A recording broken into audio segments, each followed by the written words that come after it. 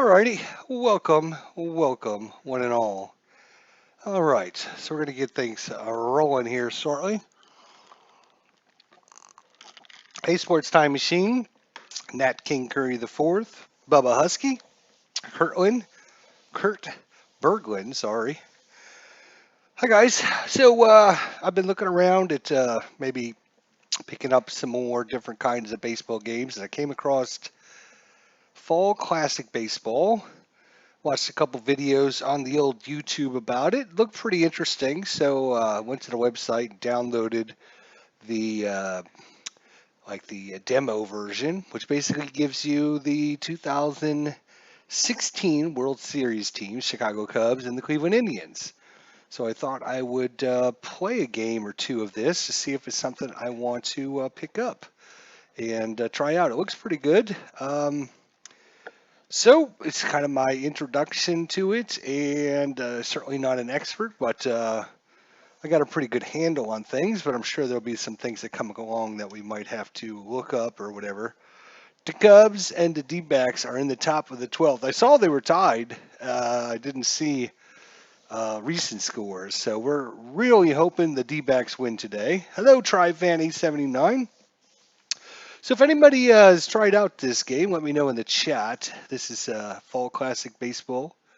You can order a PDF version of this game. I think they're $20 per season, or you can get the print version, and they range anywhere from like $49 to like $79, depending on which season you get and how many players there are and all that stuff. So um, before I invest in this, I thought I would try it out for a few games. So we're going to replay the 2016 World Series.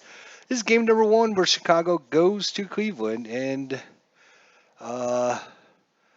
it is game number one. Let me refresh my screen here. For some reason, YouTube wants to be all jerk-faced out.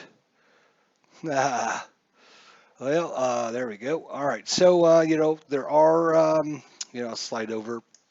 You do get, all the rules and charts and everything. There are some charts to figure out.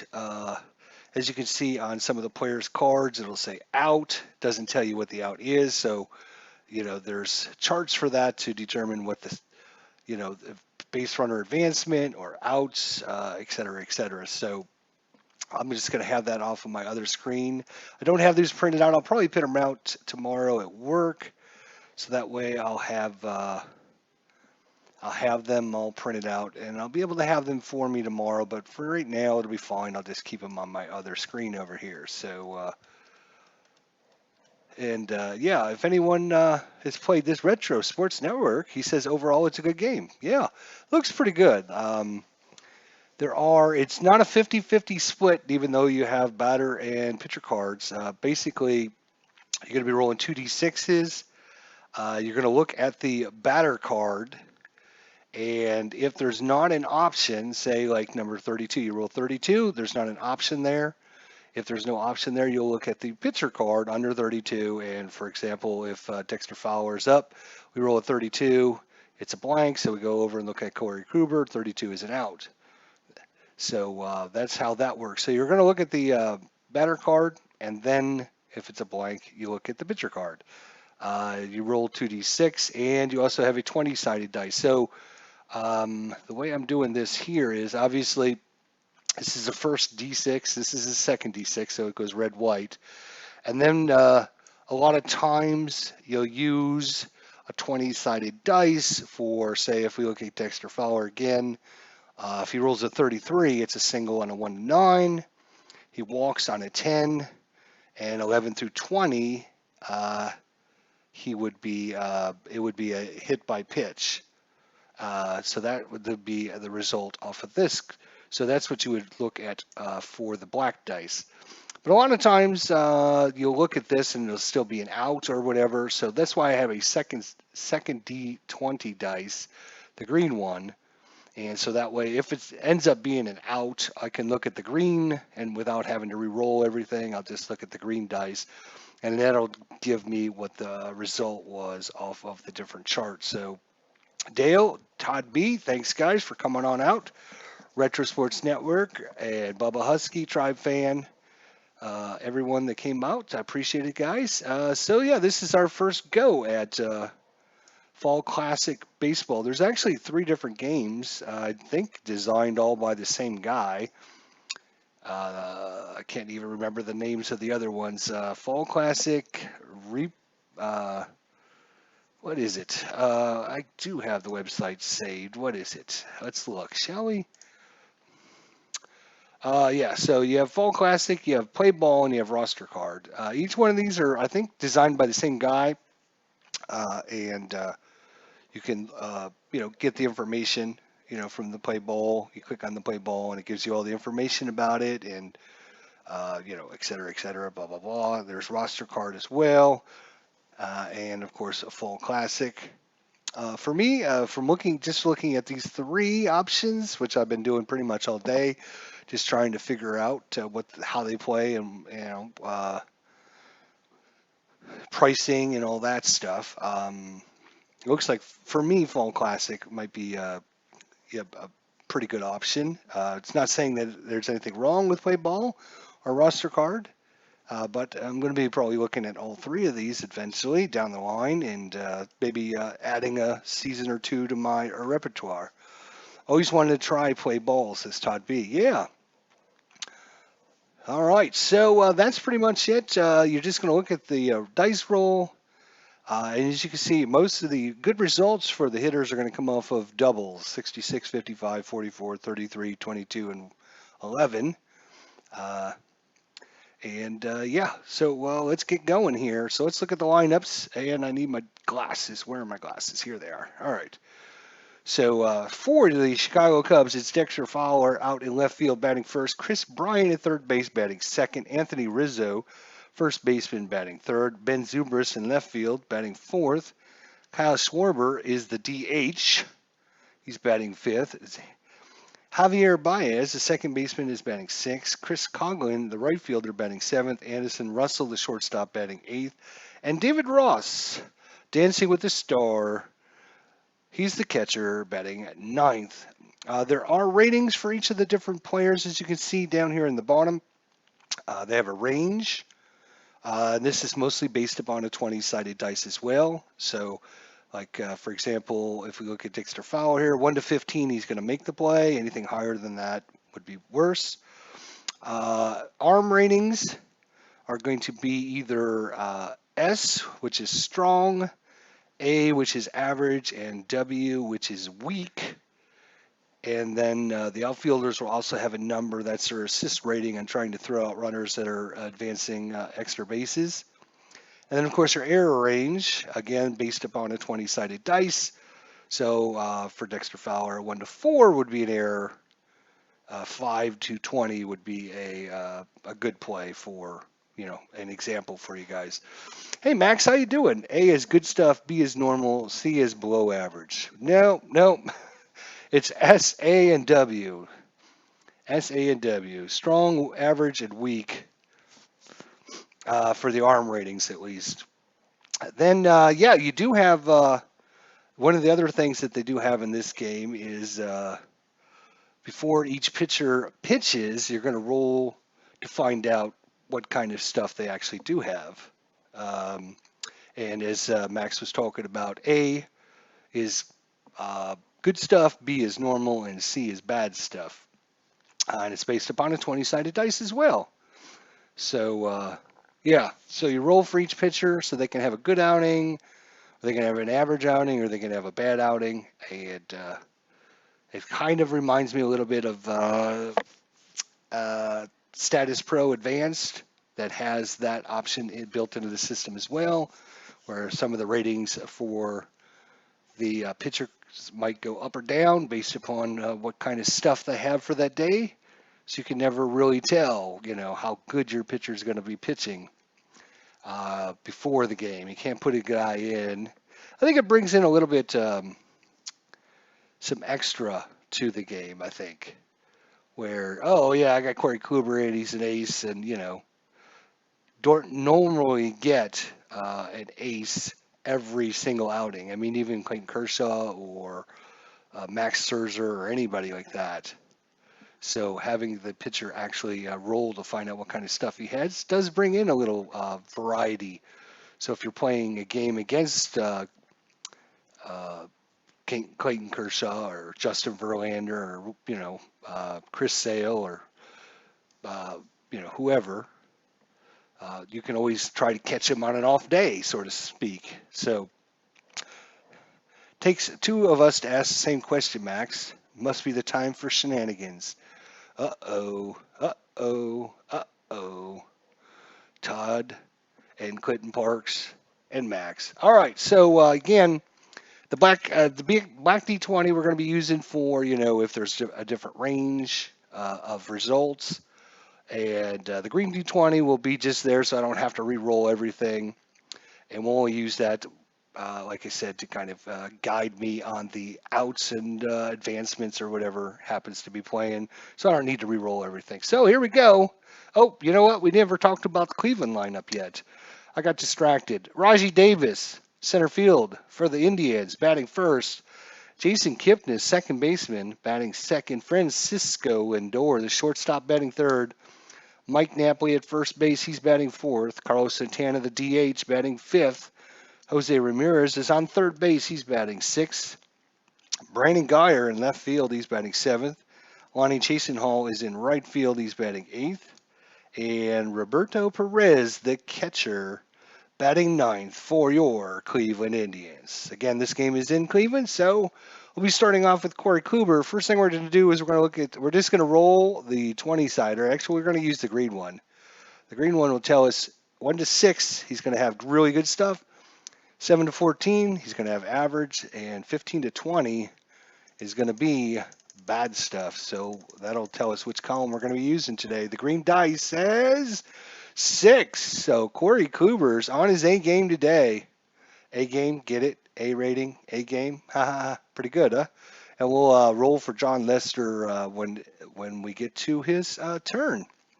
All right, so Fowler is going to start things off for the Cubs. He's going to step into the batter's box. I do have a lineup card here on my table, and I'll be using that. And Bubba Husky is rooting for the Cubs. Here comes Dexter Fowler, Corey Kluber. Here comes the roll. It is a 14. So look at 14 under Dexter Fowler, and that says K. So that'll be a strikeout for Dexter Fowler. So no need to go to any other charts or anything. You just look at the result, and we move on.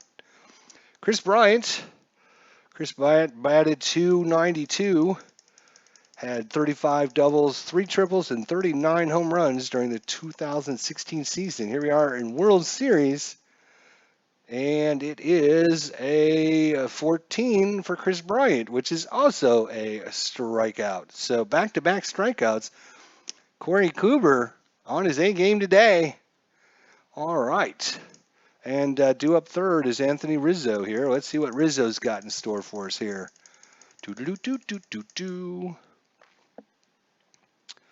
That is a 65, 6.5. So 6.5 is going to be a home run on the pitcher's card. So you can see it says home run dash pitcher's card. So we look at the pitcher's card.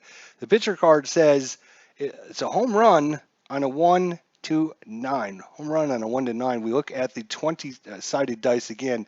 Always looking at the black dice unless it's a secondary out or roll that we need to make. So it's always the black dice first. So this is a 17, which is not falling in the 1 to 9, so it's going to be an out. And it will show us in the out chart what kind of out it was. And obviously it was going to be a number 1, so it's going to be a ground out to the pitcher. So 1-3 on the put out, and that's it for the Cubs in the top of the first.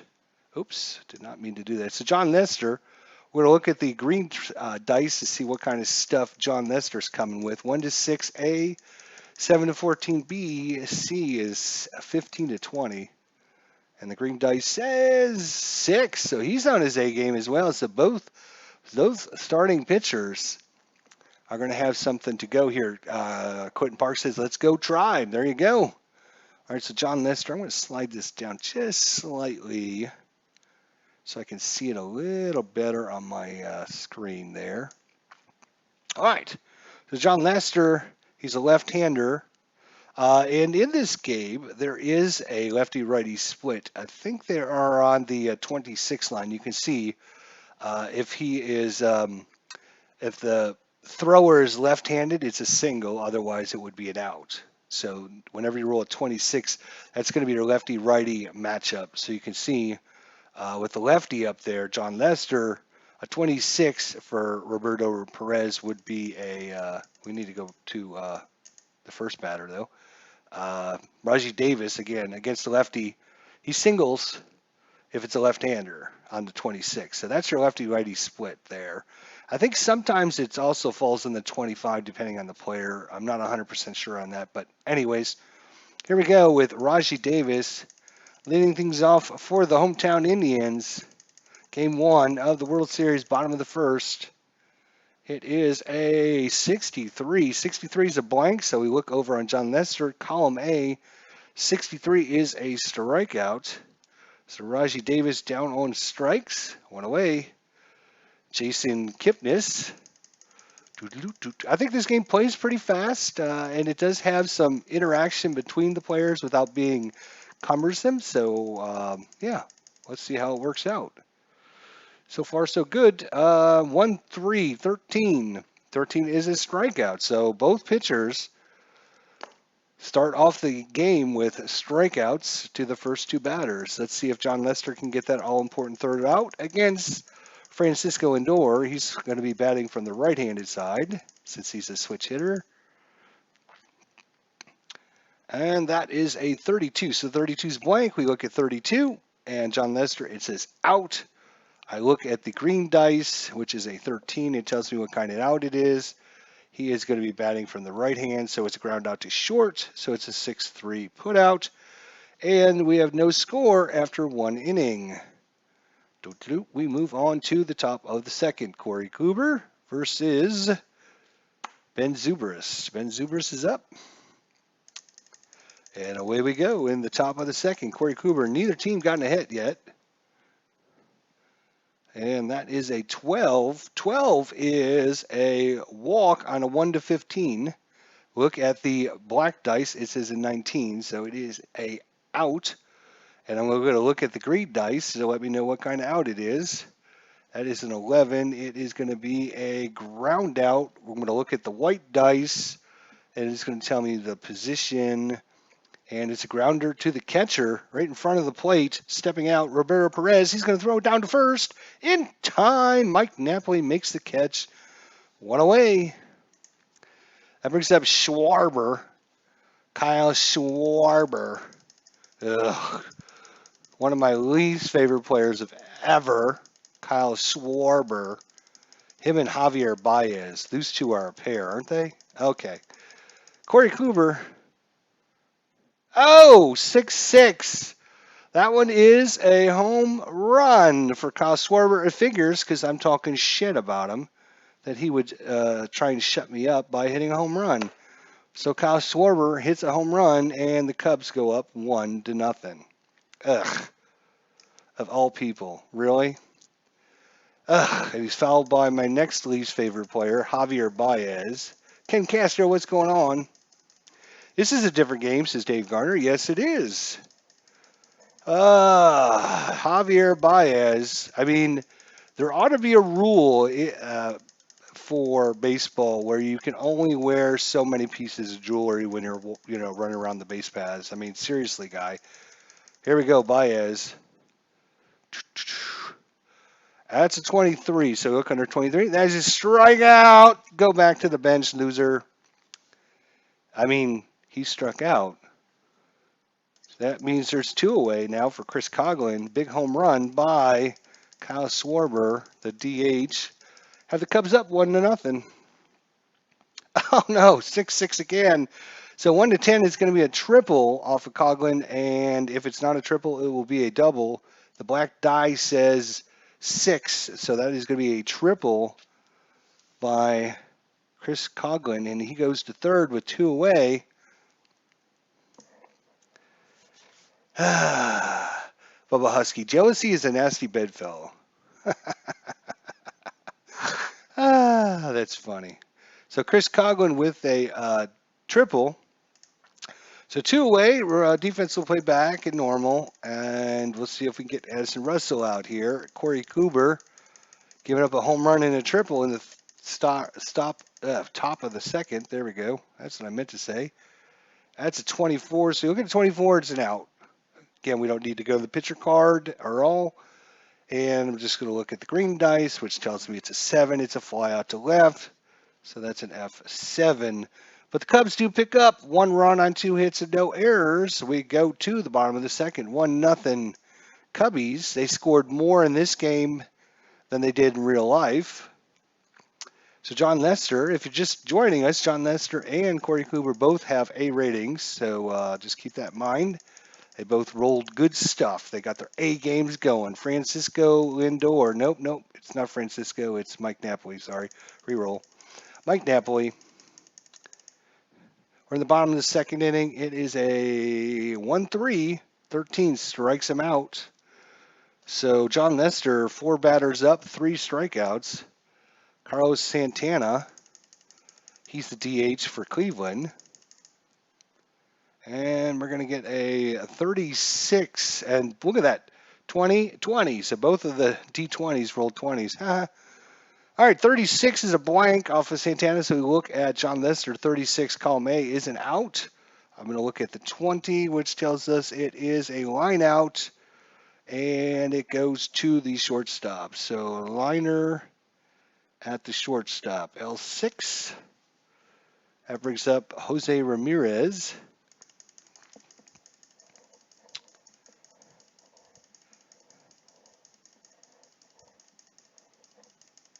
And away we go. Gotta wait till the dice settle down. It's a 33. That's usually good. Anytime you roll doubles, you're gonna look at the top of the card. That's gonna be a single plus.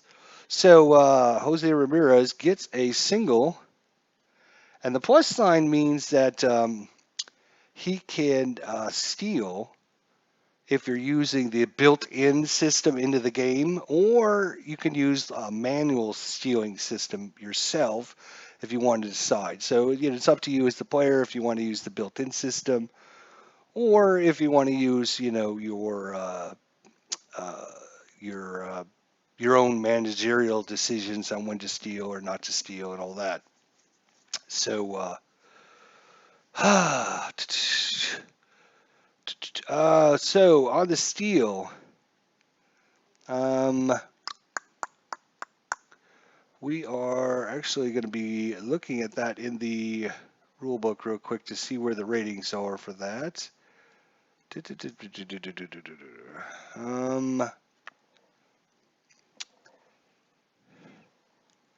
Right. Defense piece.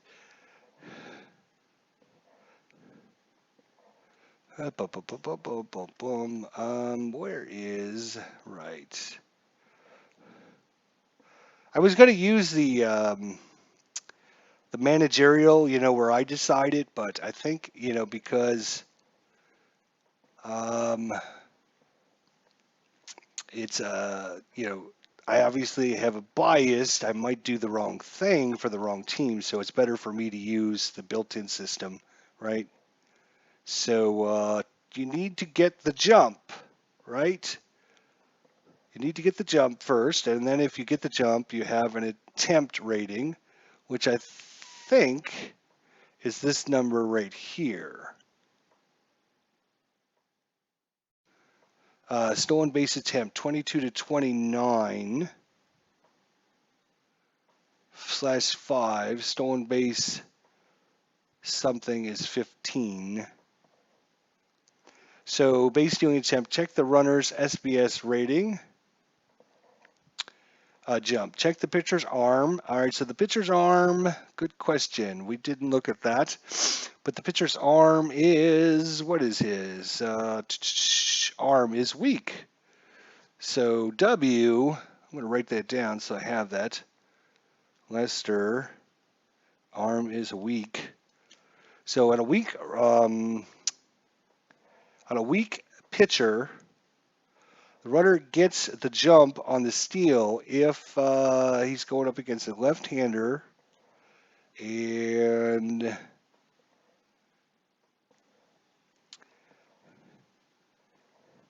roll a d6. If it falls within the range of the following chart, there's no jump.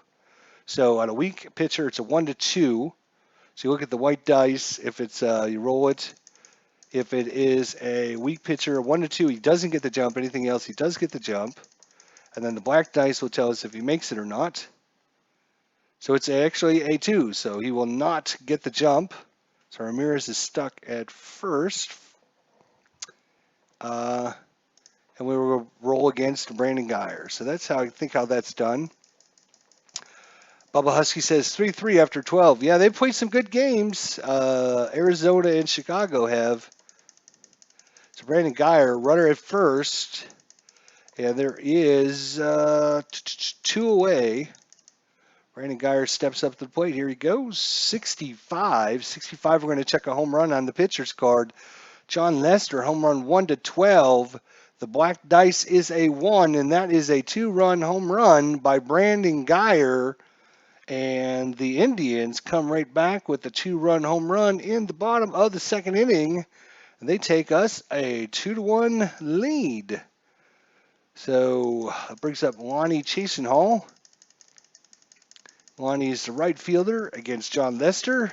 2-away here in the bottom of the second. It is a 12. He's going to strike out to end the inning, but the Indians get 2 runs on 2 hits, no errors. We go to the top of the third, 2-1 Cleveland. Due up is going to be David Ross against Corey Kluber. So David Ross against Corey Kluber. And that is going to be a 61. 61's blank, so we're going to look at Kluber, A column 61, strike 3 called. What away? We go back to Dexter Fowler. Dexter Fowler struck out his first time at bat. And Fowler gets a 31. Again, a blank. We look at Corey Kluber, and that is a single by Dexter Fowler. So 1-out single by Dexter Fowler. And that brings up Chris Bryant. So we have a runner on first now, which means we have a slightly different chart. Runner on first. All right, out chart, runner first. There we go. All right, so Kluber against Chris Bryant. Chris Bryant struck out in the first. Uh-oh. God damn it. 6-6, 15-15. Both 20-siders rolled 15 again. But a 6-6 is a home run. And Chris Bryant strikes right back for the Cubs with a 2-run home run. And the Cubs take a 3-2 lead. That brings up Anthony Rizzo. 1 away. Oh, that's a 1-1. That is going to be a walk. So he walks. Corey Kluber, little off his A game here after giving up the 2-run home run. And that brings up Ben Zobrist here. Ben Zobrist, he grounded to the pitcher. Yes, he grounded to the catcher. Sorry. That is a 53. 53 says KD defense. So what we do is we check to see if it's a strikeout. So look at 53 on the pitcher's card, 53, or we look at the KD of the pitcher.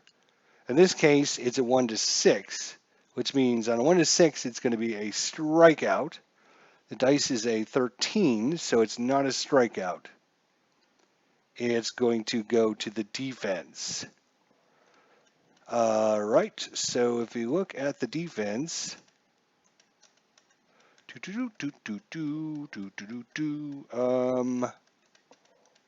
let me see here.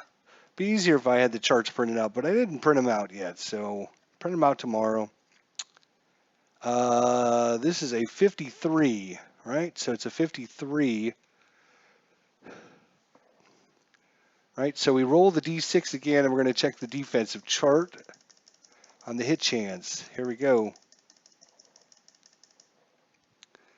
And is a 35. So I'll slide this over so you guys can see. So on a 51, 52, or 53, you're going to roll again, and we're going to look, and it ends up being a 35. So 35 says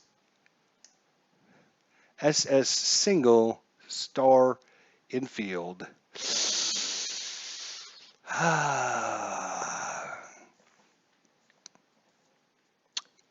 So it looks like a single past the shortstop.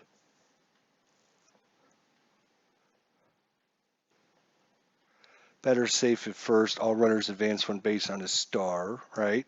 Okay. So it looks like a single. Runners advance one base. All right. So Ben Zobrist single. Everyone moves up a base on the single. So runners at first and second now. Still only one out. For Kyle Schwarber, first time up, hit a home run. Let's try not to do that again, guys. So we have the runner first and second chart. All right, here we go. In this game, the other one's still on. Boom. You don't get very excited about the Cubs homers. I should get a little more excited when they hit a home run, huh? I guess. All right, so it's a 14. Nope. Let's start it again. It bounced off the edge. 21. So 21 is a strikeout. So Schwarber swinging for the fence again, strikes out. So that brings up Javier Baez. Javier struck out in the second. Let's see if we can get him to do that again. I mean, let's see what he does up at the plate. That's a 42. 42 is a blank, so we're going to look at Corey Kruger. And 42 is an out. And it tells us it's an 8 on the runners on first and second. It's a fly out to center. Okay, so it's going to be an F8. But the Cubs get 2 runs on 3 hits and no errors. They take a 3-2 lead going into the bottom of the third inning. Jon Lester comes back out. In this game, the pitchers have a starting amount of batters that they can pitch against before they become tired. You can see Jon Lester's got a 28. So that's his rating. So that's how they determine when you need to remove the crack on Schwarber. Yep. All right. So we're in the bottom of the third. 3-2 Cubs. Lonnie Chasenhall. Nope. Who's up? Nope. It's going to be, hang on, no roll. Robert Perez is up. There we go. Robert Perez is up. Bottom of the lineup. Here at the top of the third inning, the catcher. Let's see what he can do against Jon Lester. That's a 2-5. 2-5 is an out. Just look at the green dice, which is an 8. 8 tells us the out is going to be a bases empty, fly out to center. So an F8. All right. And that brings up top of the lineup, Rajai Davis, who struck out to start the game for the Indians. Jon Lester, Rajai Davis, righty versus lefty. So that 26 would be nice. Let's, oh my gosh, look at that again. 2-2, 20-20. These dice like rolling doubles. A double is going to be a walk plus on a 1-7. A hit by pitch plus on an 8-14. And anything higher than that's going to be an out. It's a 20, unfortunately.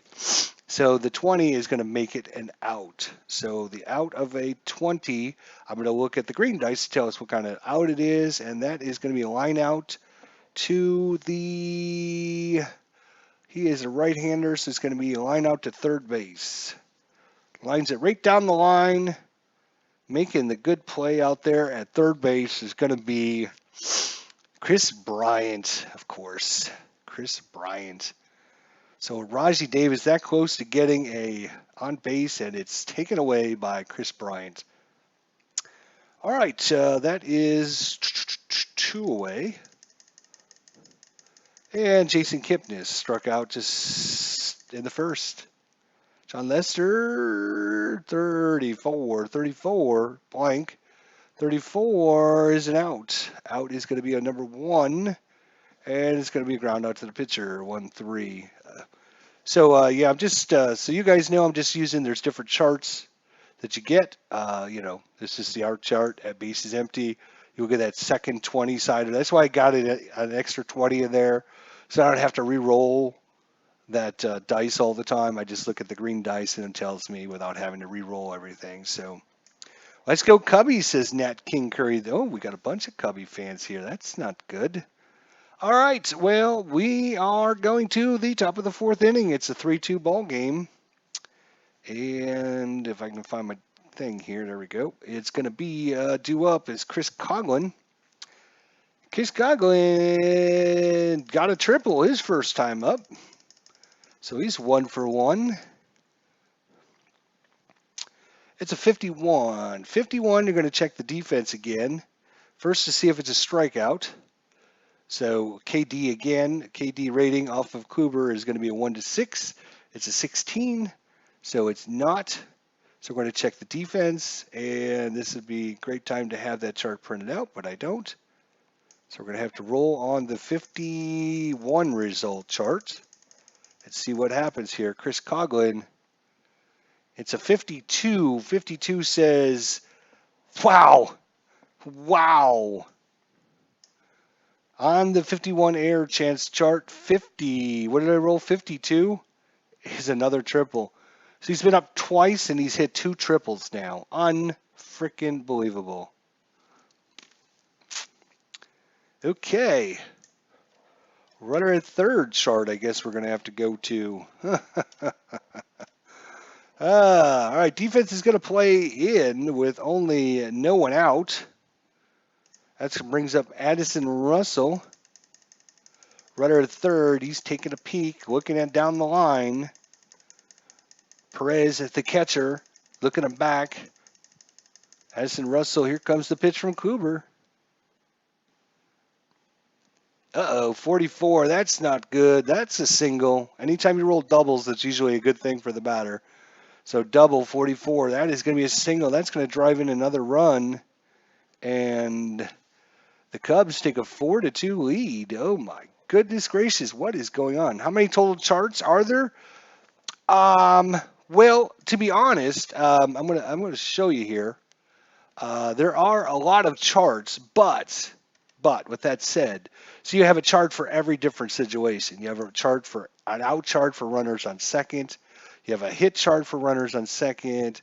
You have an out chart for runners on third. You have a hit chart for runners on third. Okay, so there's a lot of charts. But with that said, you can also just use the easy charts, right? So this gives you like all of those charts built into just, one little easy, if you wanted to do it easy. If you wanted to just, here's out charts, use this chart. On singles, use this. On doubles, use this. And so you'd only use this one page of charts. But I like the more complex because it brings in more, you're going to get more chances for different things to happen, right? So we're going to use the runner on third chart, right? Out runner on third, or on the hit chart for runner on third. So all runners scores on hits 1-19.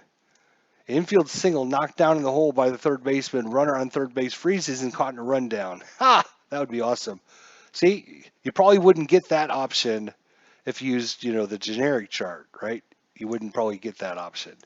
But it's up to you if you want speed versus, variety, I guess. Which is more important? You want to be quicker and just go through the game that much faster, or do you want it to be a little more complex?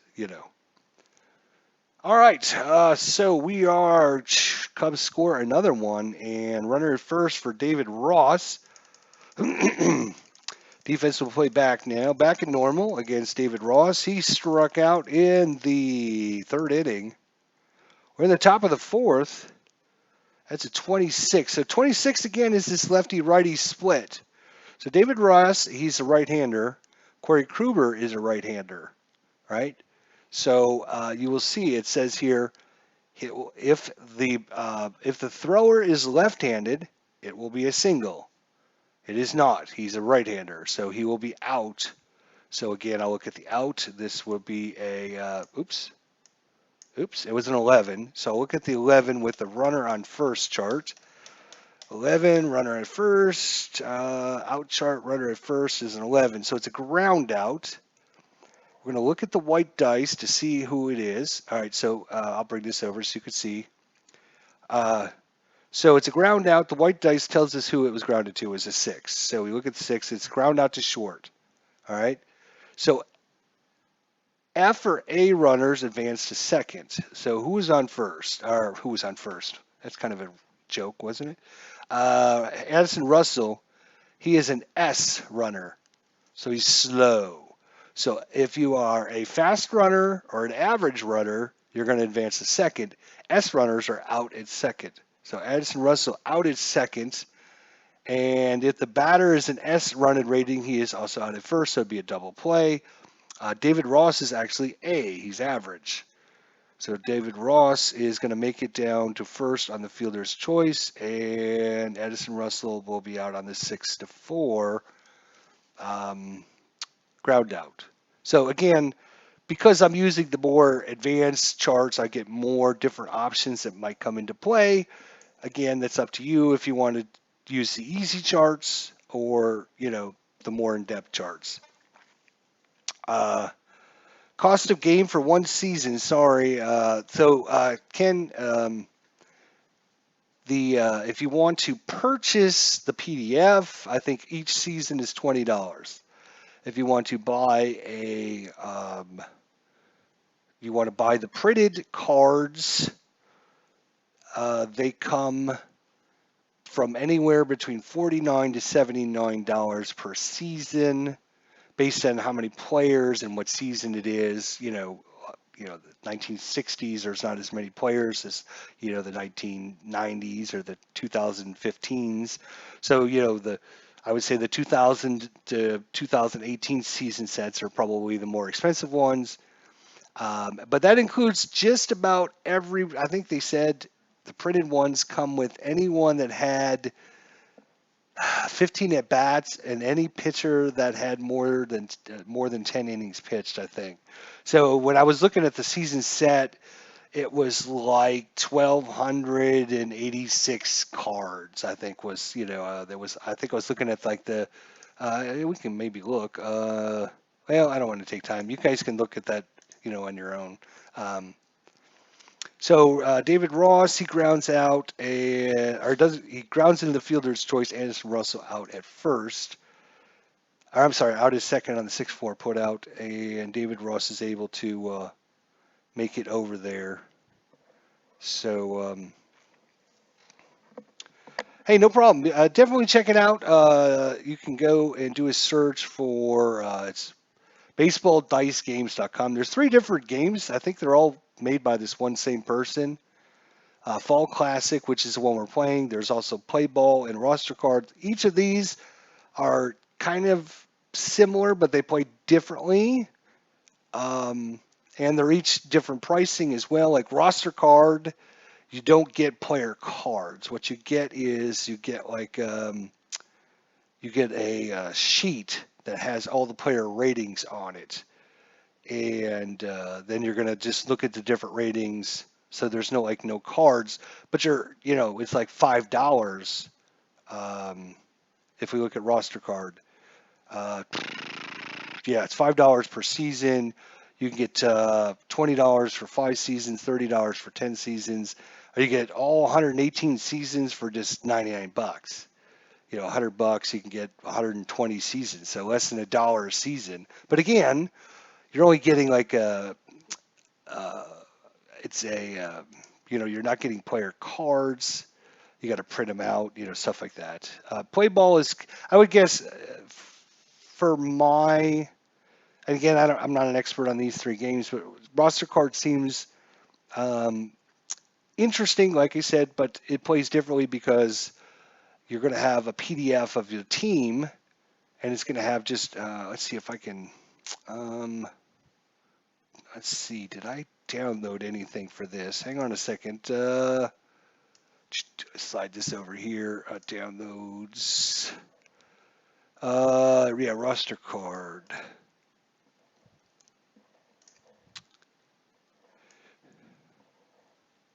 All right, hang on just a second, guys. So I will desktop. We'll just call this 88. That's fine. All right. So this is what kind of what you would get from roster card. Let me make it a little bit bigger. I just took a screenshot of it. So this would be like the PDF that you would get. This is 69 Baltimore Orioles. Blah blah blah. So each of your players are rated for different things, and then your pitchers and stuff are rated for different things. So you know you're gonna roll a number, and then you're gonna like it might be a single, but then you look at the pitcher rating, and it's gonna adjust it up and down, and you know stuff like that. So, but you don't get any like actual player cards, but like again, you know, you're only paying $5 for it. So for me, I guess roster card is kind of the more stat sheet type game, and then play ball. Um, this is let's see how much this is here. Bum, bum, bum, bum, bum, bum, bum, bum, bum. So it's see. I'm looking. Choose any season for $59. $59. Shipping is included. Every player with 15 or more at bats has a printed card. You can also include tall pitcher cards, which cost you an extra $30, I think, is what they cost you. But they are free shipping if you order them with the season set. Not right now. Just put that back in the freezer. Thanks, though. Thanks. Um, so yeah, I mean, play ball. If you go to their Delphi forums, there's a Delphi forum for fall called Fall Classic and Play Ball, and they kind of compare the two games. Again, they're kind of similar, but not exactly similar. But neither are, you know, this one seems to me like it's a little more complex. There's a little more to it than the other two, but I don't know. But the other game, play ball, seems like it plays faster. So, I mean, if you're going to do a long replay, it might be easier to get a game done in 15, 20 minutes as opposed to 30 or 40 minutes. So, you know, it's all up to what you're looking for, my friend. There was a dust up about roster cards on the forum some time ago. Won't get into it. Okay, sure. All right. If you know something, maybe you should say something so that way we know. Because I don't know. I mean, I'm honest. I don't know much. I'm just you know, trying to show you what I do know. But if you know something, maybe the community does need to know. So let us know. All right, back to our game. So we have runner at first, David Ross. That brings us back to Dexter Fowler. There's two outs here in the fourth inning. Chris Coghlan with back-to-back triples. 2 for 2 in the World Series with 2 triples. Wow. Kluber against Fowler. That is a 1-2. 1-2 is a walk for Fowler. So that's going to put runners at first and second now. So we have the first and second chart up. That brings up Chris Bryant. Chris Bryant. 2 away. All we need is one more, Kluber. Let's get him out. I mean, let's see what happens, ladies and gentlemen. 31. 31's a blank, so we're going to look at Corey Kluber. 31 is a single. Ah! You're killing me. So now I got to go to... Oh, we got runners at first and second. And he gets himself a single. All right, so a single, runners at first and second. We look at the green dice. Yeah, the green dice, which is a 2. It is a single 2. It's a single to center field, and we're going to look at the center fielder's arm. If there are 2 outs, doesn't matter because if there's 2 outs, everyone scores. So yeah, so again, more options. I'll bring this over. So hit chart runner at first and second. We rolled a 2 on the green dice. So it's hit to center field. Runs are going to score if the center fielder, which happens to be, in this case, Raji Davis, he has a rating. Good question. What is his rating? Let's look at his arm rating. Oh, his arm rating. Right. Raji Davis has got an A. So center field score if W, which is weak, or average arm, right? Star. If there's 2 outs, score even against an S arm. So it looks like on the single, everyone from runner on second is going to score. And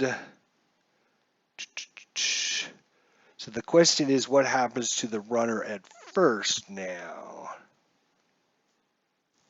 Oh, here it is right here. Runner first stops to second, but with 2 outs, the runner goes to third. There you go. So there's your answer. It's all built into the charts. It's pretty simple, as you can see. I mean, it's not complex or anything. But the stupid single by Chris Bryant has scored another damn run for the Cubs. Moving to third base is Fowler, and a single by Bryant.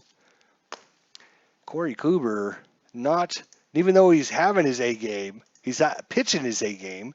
The Cubs are just out hammering him right now. So we have runners at the corners, still 2 away for Anthony Rizzo. Anthony Rizzo, he is grounded to the pitcher and walked. Let's see if we can get him out this time, Corey. I mean, let's see what happens. This is going to be a good matchup between Corey Kluber and Anthony Rizzo. That's what I meant to say. It's a 51. So 51 again, we're going to check the defense. And the black dice is 17, so it's not in range of a strikeout. So we're going to check the defensive chart, the 51 defensive chart. And we're going to roll on the 51 shot. Ugh. It doesn't look good for us. Let's see what happens. It's a 65 shortstop star.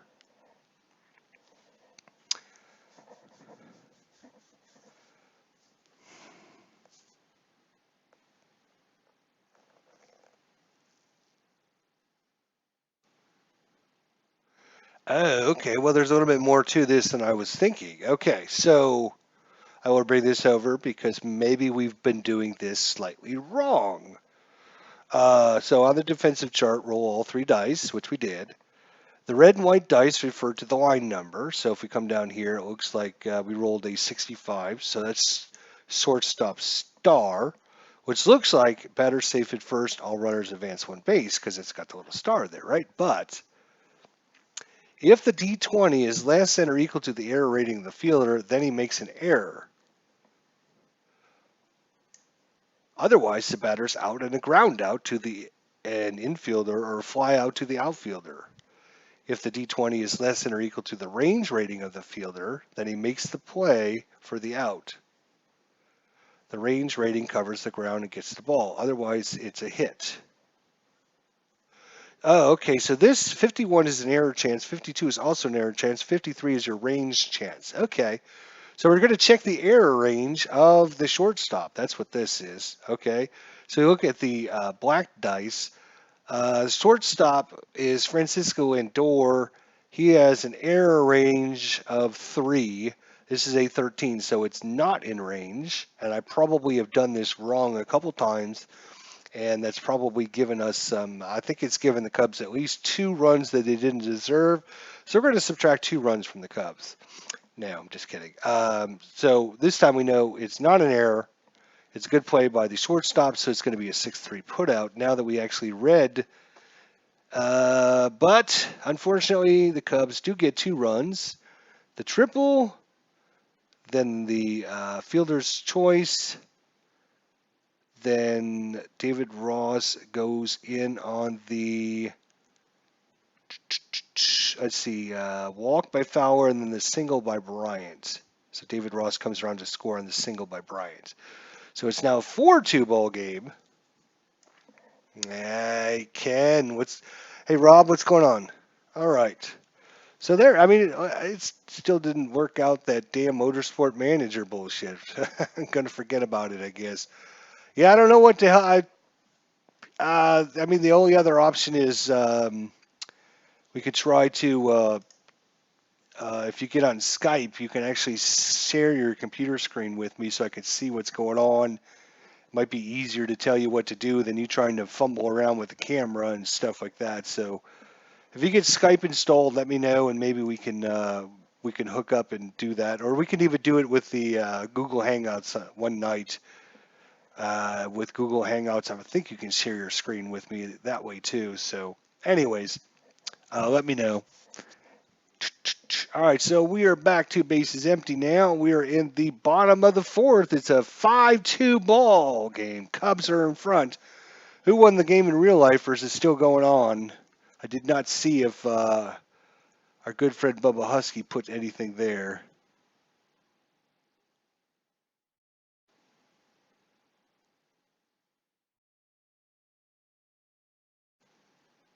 Why would be a triple be on an error chart?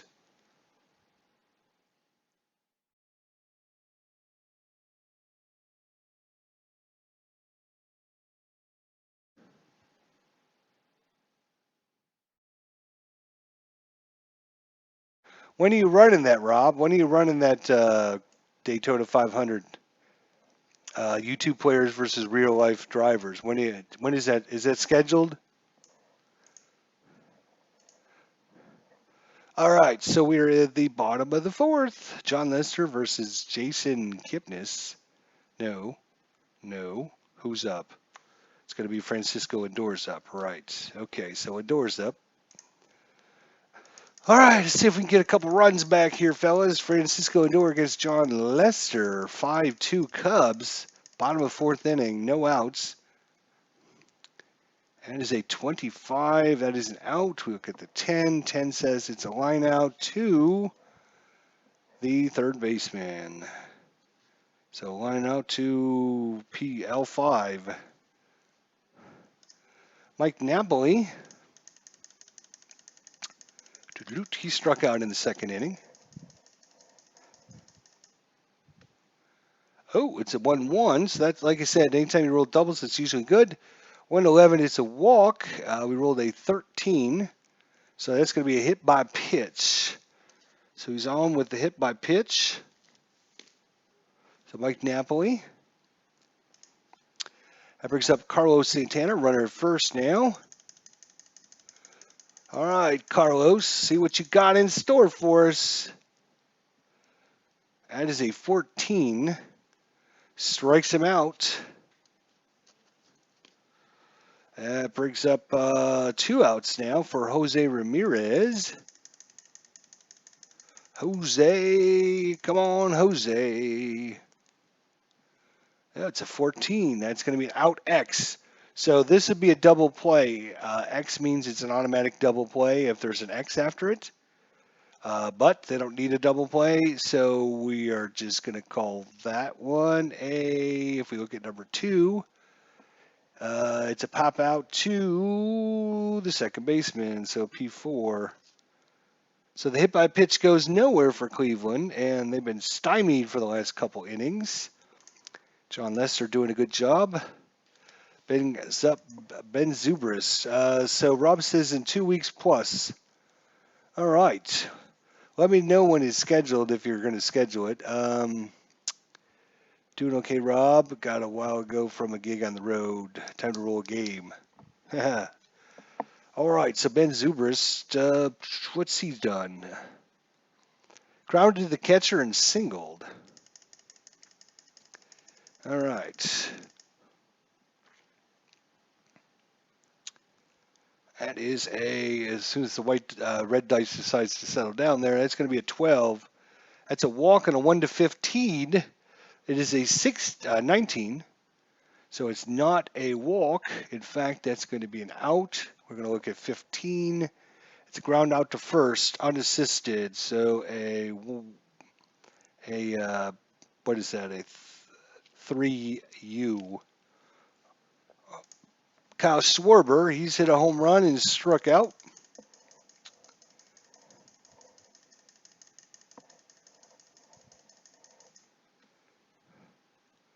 All right, we got a 43 is a blank. We're going to look at Kluber. 43 says out. Out is a 6. It's ground out to short. 6-3 put out. Two-way. Javier Baez. I'm not biased. Are you biased? No, I'm not biased. I'm not biased. I'm not biased against the Cubs. I'm biased. I'm Javier Baez. 31 blank. 31 is going to be single off of Kluber. So a 2-out single by Mr. Bias. That brings up probably the weirdest thing we've seen so far. Chris Coughlin, triple, triple. 2 at bats. He's had 2 triples. All right, here we go. No roll, no roll, no roll. As I wanted to show you. Remember, I was telling you the 26 is your lefty righty split, and then sometimes the 25 you can see here. Those players that hit obviously way better against opposite pitching. You can see that there. So no roll, as I mentioned. So Chris Coughlin proves my point. I just wanted to mention that as I saw that. So Kluber against Coughlin. Battle of the C's here. Which C is better? It's a 45. 45 is a blank. We're going to look at Kluber. 45, it's an out. We look at 17 with a runner on first. Chart. Runner at first. Out. 17. It's a fly out to left. Runners hold. That's an F7. So the hit goes nowhere. No runs. 1 hit. No errors. We go to the bottom of the 5th. Still a 5-2 ball game in favor of the Cubs.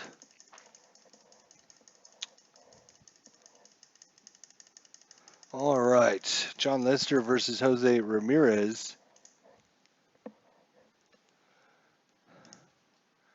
That is a 44. 44 is 1-8 double. It is a 9 off the black dice again. We use the black dice for all of our split ratings. The green dice is for the outs. So 9. It's a single by Ramirez.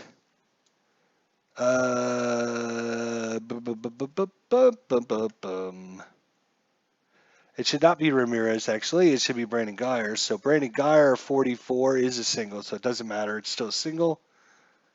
So Brandon Guyer leads off with a single. Again, if it would have been a 33, a single plus means he gets to try to steal after his single, right? So that's kind of the built-in seal system. Lonnie Chassenhall struck out in the second inning. This is only his second at bat here in the 5th. Jon Lester pitching well for the Cubbies. 41 blank. Jon Lester 41 is a walk. So there we go.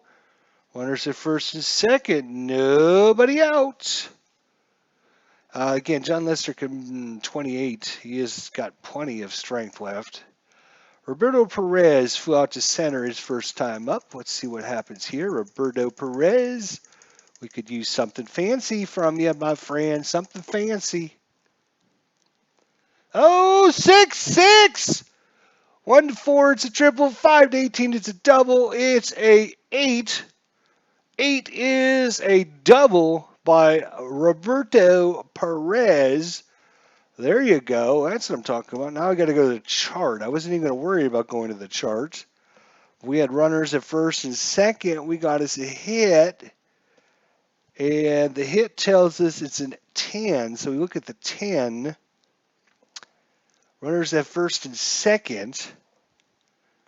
This is a. It was a double, correct? No. Yes, it was a double. Roberto Perez hit a double.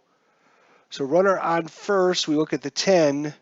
It's a hit to center field. He's going to score if the center fielder has a weak arm. The center fielder is Dexter Fowler. He actually has an average arm, so he will stay at third base, I believe.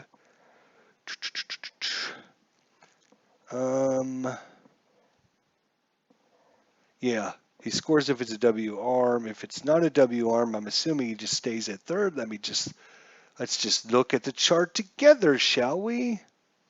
So you can run with risk, right? So you can, some of these might say score with an F runner. Otherwise, you run with a risk. But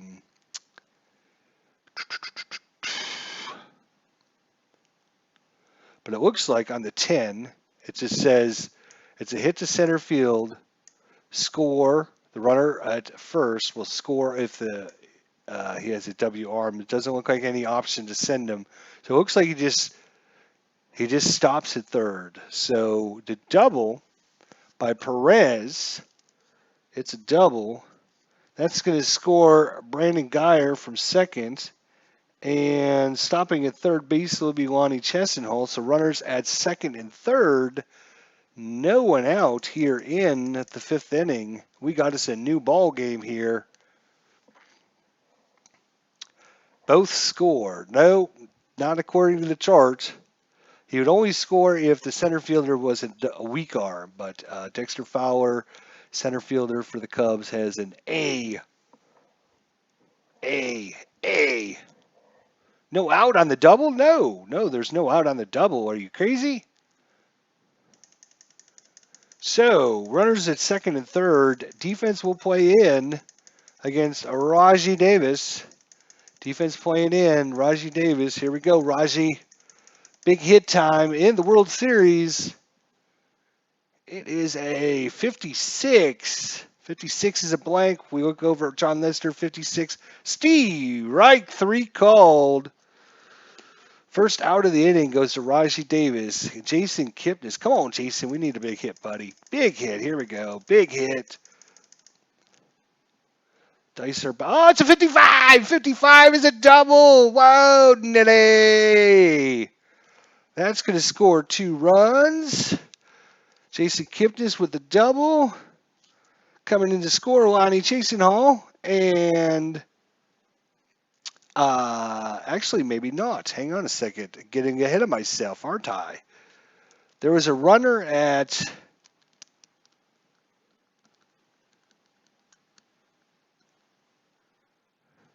Oh, yeah, Roberto Perez hit his double, right. So he would score on the double, right, yes, okay. I only marked him down as a single, but he hit... Roberto Perez hit a double. Right, so 3 runs in for the Indians. Both score. You're right, Rob. Explanation point. You're absolutely right. There was second and third.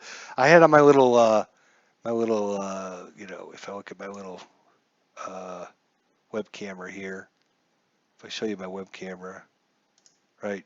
I had wrote down he had a single, but he actually hit a double. So, oops, you can't see it. So, anyways, bring that back up. Boop, turn that off. All right. So you're right, both score, and so we got us a tie ball game, 5-5, but runners at second, still only 1 out. Francisco Lindor, nice game so far, real good game, 5-5 ball game, back and forth affair. It was Cubs in front, then the Indians took the lead, then the Cubs took the lead, and now the Indians tied it up. Francisco Lindor, 22, that's going to be good. 22, 1-16 is a single. It's a 10. Again, the black dice is all of our split rolls. Our green dice is for our out rolls. So 1-10. So a 22 is going to be a single and not a walk. So a single with runner at second. Oh boy, here we go. We're going to check this out. Runner at second. Got to look at the hit. Runner second. And we got us a hit. So we look at the green dice, which tells us it's 18. So we look at number 18. It's to center field. Center fielder holds third. Star if 2 outs. Assist chance at home. Batter to second. Oh, so this is an interesting one. So I should probably show you this one. So we got a runner at second on the hit chart. We rolled at 18 on the green dice. So as it goes to center field, the runner's going to hold at third.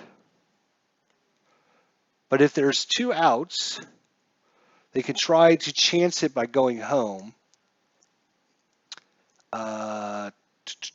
if 2 outs, assist chance at home. So what this means is, for example, I will see if I can show you an assist chance.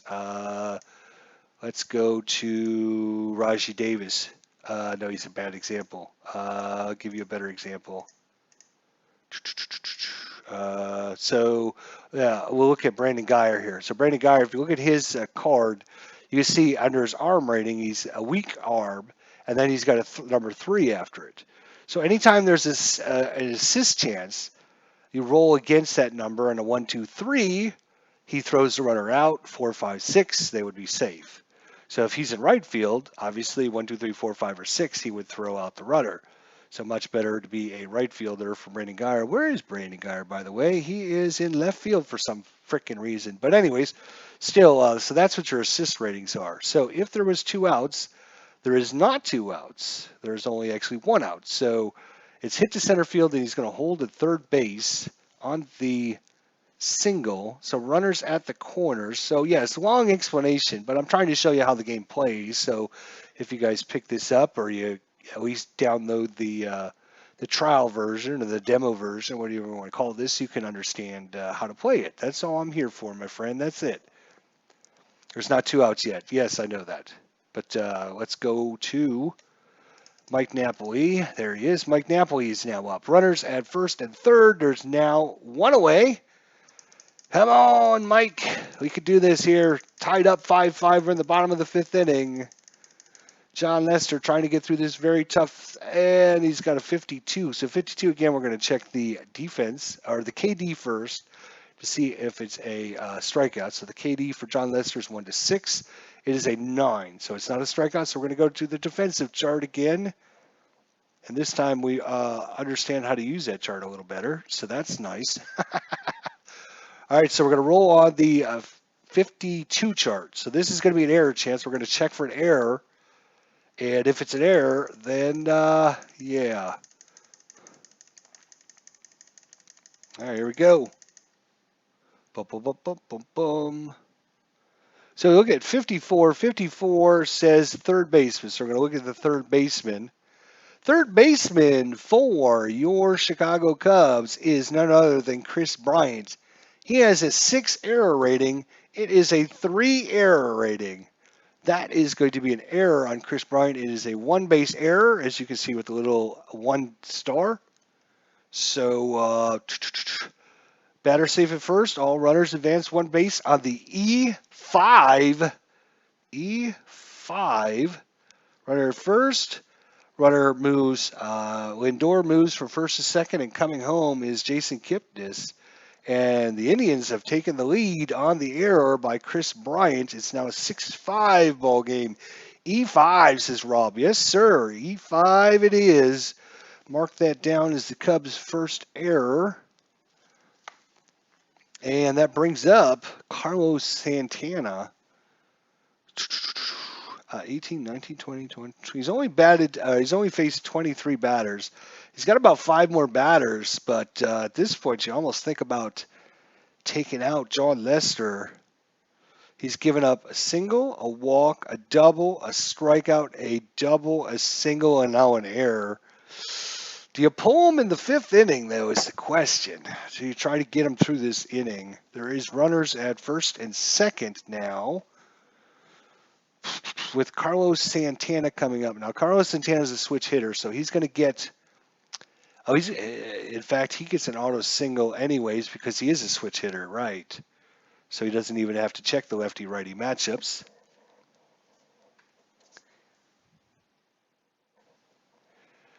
Your hockey game takes 4 hours to play. You have patience to play that? No, I don't. No, I don't have patience to play that. That's why I stopped playing it. I think there needs to be some adjustments on that. If you watch the rest of that video, it will show you if you look at like the last 20 or 30 minutes, I talk about my feelings about the game. It needs to be fine-tuned. It's not a bad game. The system is kind of fun. You just need to fine-tune it a little bit. Anyways, do we take Lester out? Nope, they're going to leave him in there, I think. All right, here he goes. Runners at first and third. Defense will play back. Go for the double play. Carlos Santana does have quite a few double plays with those X's there on his card, as you can see. Those X's are double plays on 21, 23, 24. Here we go. It is a 35. 35 is blank. We look at 35. It's an out. So this is going to be an important roll here because we have runners at first and second. Depends on what kind of roll it is. Right, first and second, I got to scroll down to the out chart. Okay, we look at the 18 off the green dice, and the 18 says it's a fly out to center field. Runners hold. If the white dice is a 1, the white dice is not a 1, and you had a fast runner, they could risk it to go home, but we don't have a white 1. So it's a fly to center. All runners hold on the F8. So that brings up, just again, I'll just show you. Fly out to center, runner holds. If the white dice is a 1 and you have a fast runner on third, they could try and risk it. So, pretty simple stuff to read the charts.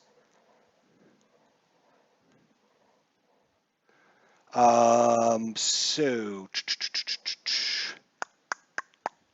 what am I doing? Going to the next one. Jose Ramirez. He will be the 9th batter to come up here in the 5th inning. Runners still at first and third. Jose Ramirez, 4 runs in for the Tribe against Jon Lester. Oh, 55. That is going to be a double. Oh boy. Double, runners at first and third. And we roll at the 2. It's just hit to center field. If the center fielder has a weak or average arm, center fielder is Dexter Fowler. He has an A arm, average arm. Or if there's 2 outs, everyone scores as well. So are there 2 outs? There are 2 outs. Yes, there are, as a matter of fact. So everyone's going to score on the double by Ramirez. Napoli comes in, Lindor comes in, and that is going to be it for Jon Lester. They've seen enough as John Madden walks out, and they're going to bring in Pedro Stroop. There he is. Pedro Stroop is coming in for Jon Lester as they bat around in the 5th inning, and the Tribe has broken this game open. And we are still in the 5th inning here. And we're going to be bringing in Pedro Stroop. He's coming in the 5th. There we go. All right, so I had to adjust my... All right. I'm going to try, Ken. Ken, I want you to send me an email because I want to ask you some questions. So send me an email to idgesterlive@gmail.com. I'm thinking about picking up some APBA stuff, and I know you are our resident APBA expert. Specifically, I want to talk to you, ask you some questions about the hockey game because I'm thinking about getting the hockey game. Send me an email. So I got your email address, and I'll send you an email out that I'll ask you my questions if you don't mind. Ken, I know you are an APBA guy. You know a lot about it. You've been playing it for a long, long time. So I'd appreciate some of your expertise if you would be willing to share that with me. So we got a runner at second now as Jose Ramirez cranks one into the gap. And everyone runs home with 2 away. And Pedro Stroop comes in for the Cubbies, trying to close the door here against, who's up? Brandon Guyer is up. Brandon Guyer. He started off this inning with a double way back when. No, actually, hang on a second.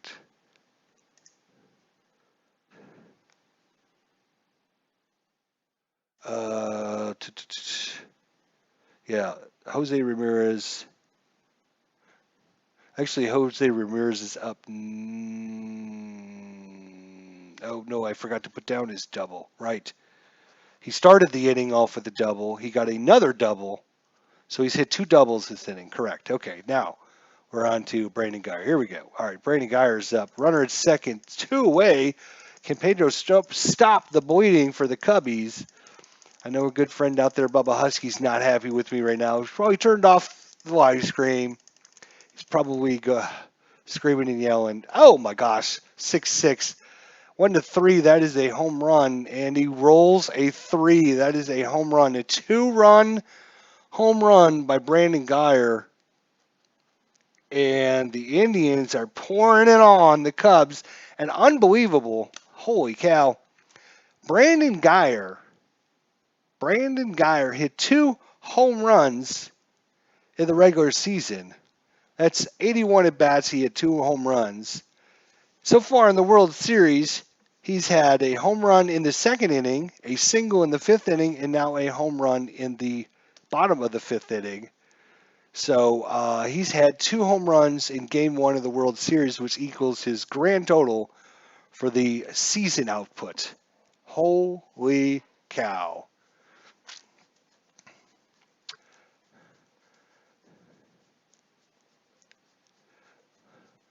All right, Ken, you getting Anthony's boxing game? Ken Castro? I think so. Yeah, May 13th is the release date for that over at, is it play.com you can order that from? All right, so the Indians pounding the Cubs now. And it might look like I'm trying to cheat or whatever, but actually, I'm clicking the button like 10 times and then I just stop.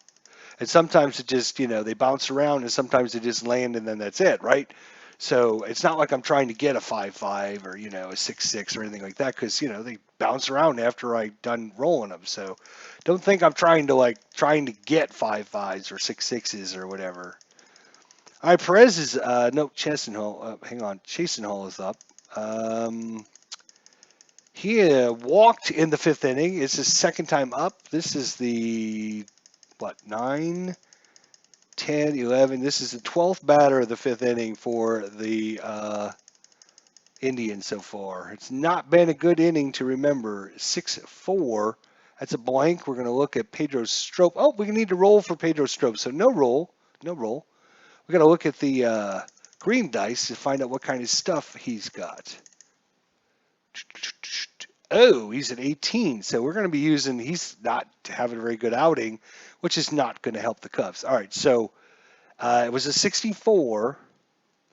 And so look under 64. He's still going to get a strikeout, though. So Pedro Strop does stop the bleeding, but that is going to be a total of 1, 2, 3, 4, 5, 6, 7, 8 runs by the Indians.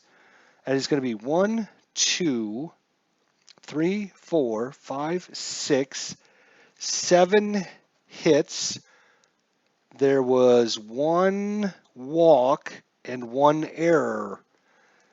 So that was 7 hits, 1 walk, 1 error, and 8 runs come in for the Indians.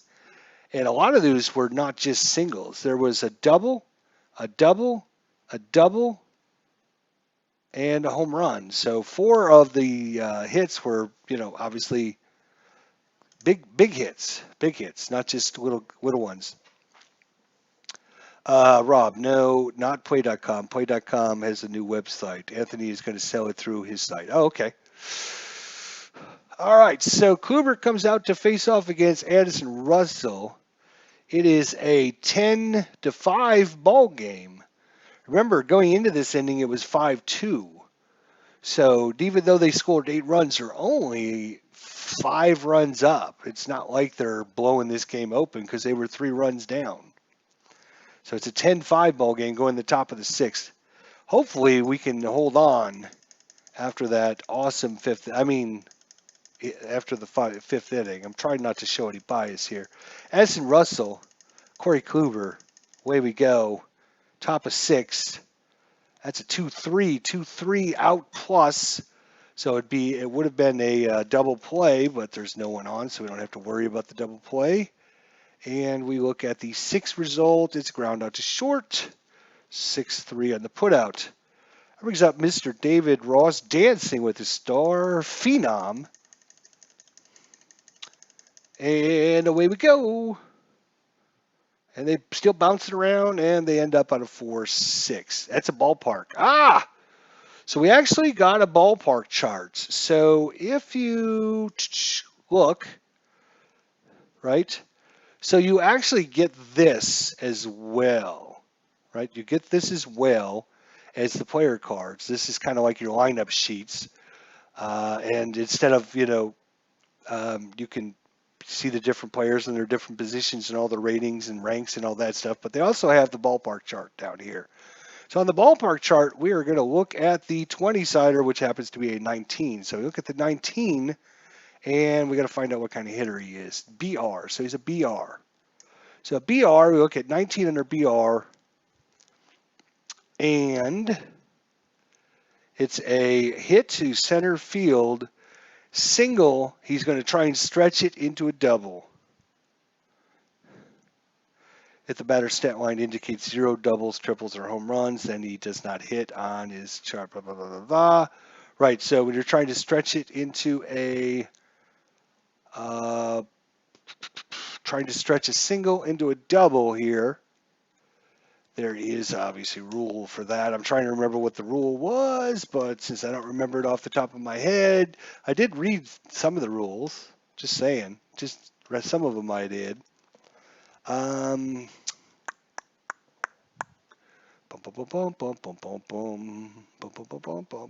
Let's see.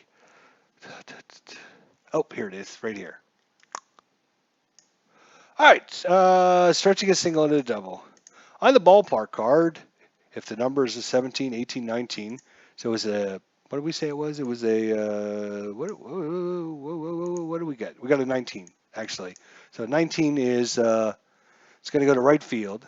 If the batter tries to stretch a single into a double, all runners advance 2 bases on the head, whether it's a single or double. If playing safe, then the batter holds it first with a single. You're going to roll a D6 versus the arm of the right fielder, Lonnie Chasen Hall. He's an A. So on an A, he's going to throw him out on a 1-3, right? But you can call runners playing safe, or you can call runners playing with risk based upon the different situations, which is another nice feature in the game. So if you're down by 5 runs, you don't want to risk, anything, you can always say, oh, I'm going to play it safe, and that way you wouldn't have to worry about your runners getting thrown out, So in normal situations down by, 5 runs or whatever they are down by, I would have called they were going to be play safe. I'd never thought it would ever actually come up.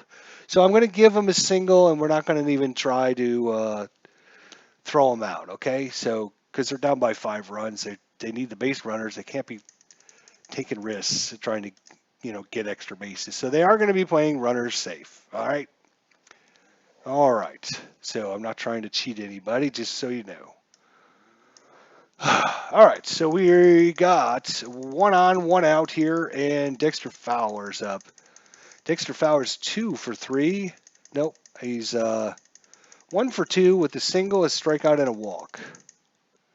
And it's a 54. 54? Ah! So 54 has finally come up. I've been waiting for 54 to finally come up. 54, as you can see here, is the 54 chart. So this is kind of like your weird, wild, crazy, unusual things that happen type. Wild pitches, stuff like that. So we have a runner at first, right? So we have a runner at first.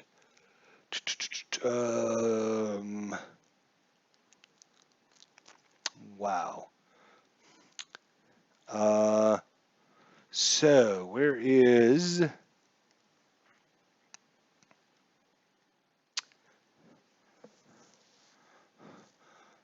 All right, so you have a runner at third, runner at first and second, runner at first and third, runner at second and third, bases full. You also have, oh, here's the front side. So this is probably the side we're going to look at, right?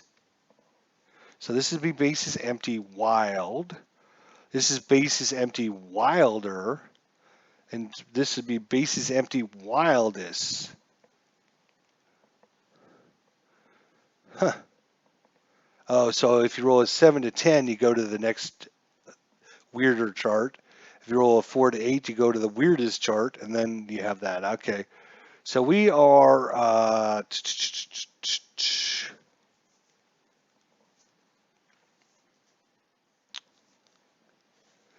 men on base wild.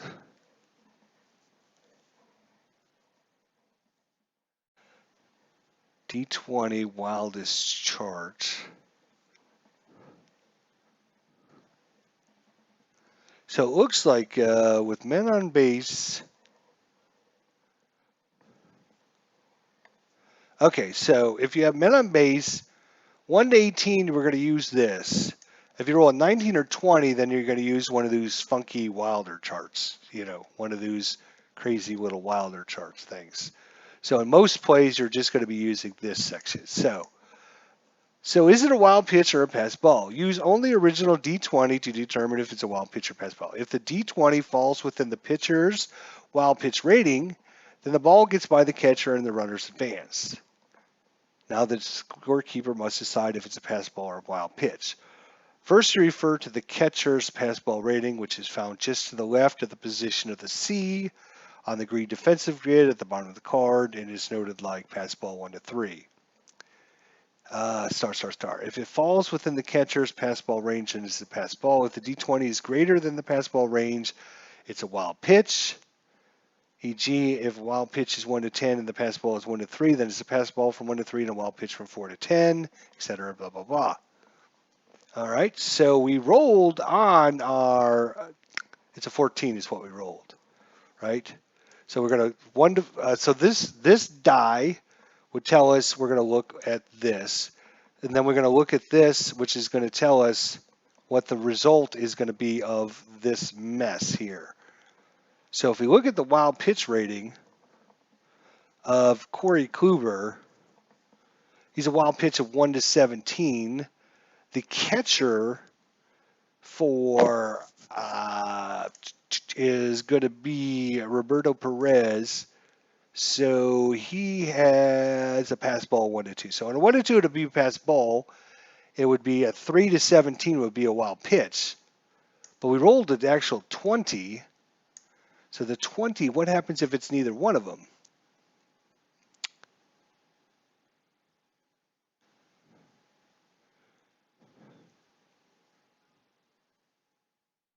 Oh, okay, if the D20 is not within the range, then they re-roll. All right. So all that on the crazy wild chart, and we get a re-roll is what happens. Sometimes it works out like that. He was hoping to be $20, but Dice made it cost more. Price for Anthony's boxing game, 24 plus shipping and handling. Shipping and handling, sorry. All right. Cool stuff there. Good info, Rob. Thanks, buddy. All right, so we're going to repitch against Fowler here as the 54 goes nowhere. As it's a good play in the dirt made by Perez. Blocks that. Corey Kluber. He gets a new ball and throws it in there. Here comes the pitch. Oh, it's a 22. So it's a walk by Fowler. So a one-out walk, and the Cubs have runners at first and second with one away. That brings up Chris Bryant. Chris Bryant is struck out, hit a 2-run home run, and singled. He could bring the Cubbies right back into this game. And runners at first and second. Let's see what comes up. That's a 52. 52, we're going to check the defensive chart again. So,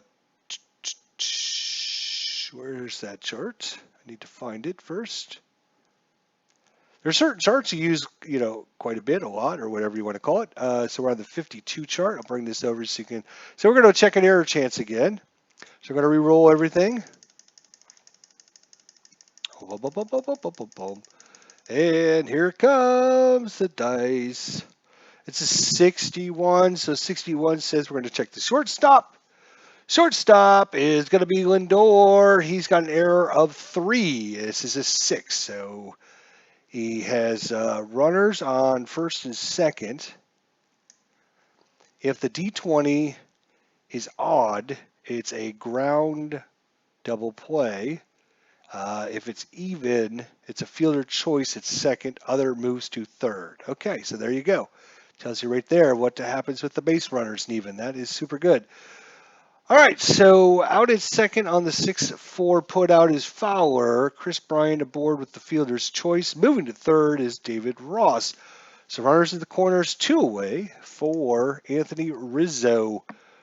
Rizzo is grounded the pitcher. He has walked and he has grounded to short. Still looking for his first hit for the Cubbies. Anthony Rizzo, here we go. Oh, the dice is still bouncing around. There we go. It's 54, and we're back on the 54 chart. Oh, no. This is going to be wild pitches, and no, we don't want a wild pitch. Not with a runner on third, boys. 54, so we're going to look at the 19. The 19, though, says men on base wilder chart from below. So we have what? We have runners at first and third. So we're going to look at the wilder chart, first to third. This is why I have that extra green dice in there. First and third, right? And we rolled a 4, so we're right here. There. Oh, nope, not that much. Just this one line. So, runner steals second. Catcher throws. If he's an F or A runner, he's going to break home from third base. So, on third base is David Ross. He is an A runner. So, he breaks home on the throw. The relay back from the shortstop, we're going to roll a D6. 1 to 3, he's safe. 4 to 6, he's out. So we're going to look at the red dice. If it's a 1 to 3, shortstop throws him out trying to go home. If it's a 4, 5, or 6, he's out. 1, 2, or 3, he's safe. Red dice. Here we go. Here comes the throw. It's a 2. Save. He's in there safe. David Ross steals basically home. And Chris Bryant goes to second. And with these, don't know the credit. I guess he would be credited with the stolen base there. And a good double steal there put on by the Cubbies is giving them a run. So good stuff there. Good stuff. Good stuff. I like this game a lot. I'm liking it more. The more I play it, I like it a lot. So that brings up, that was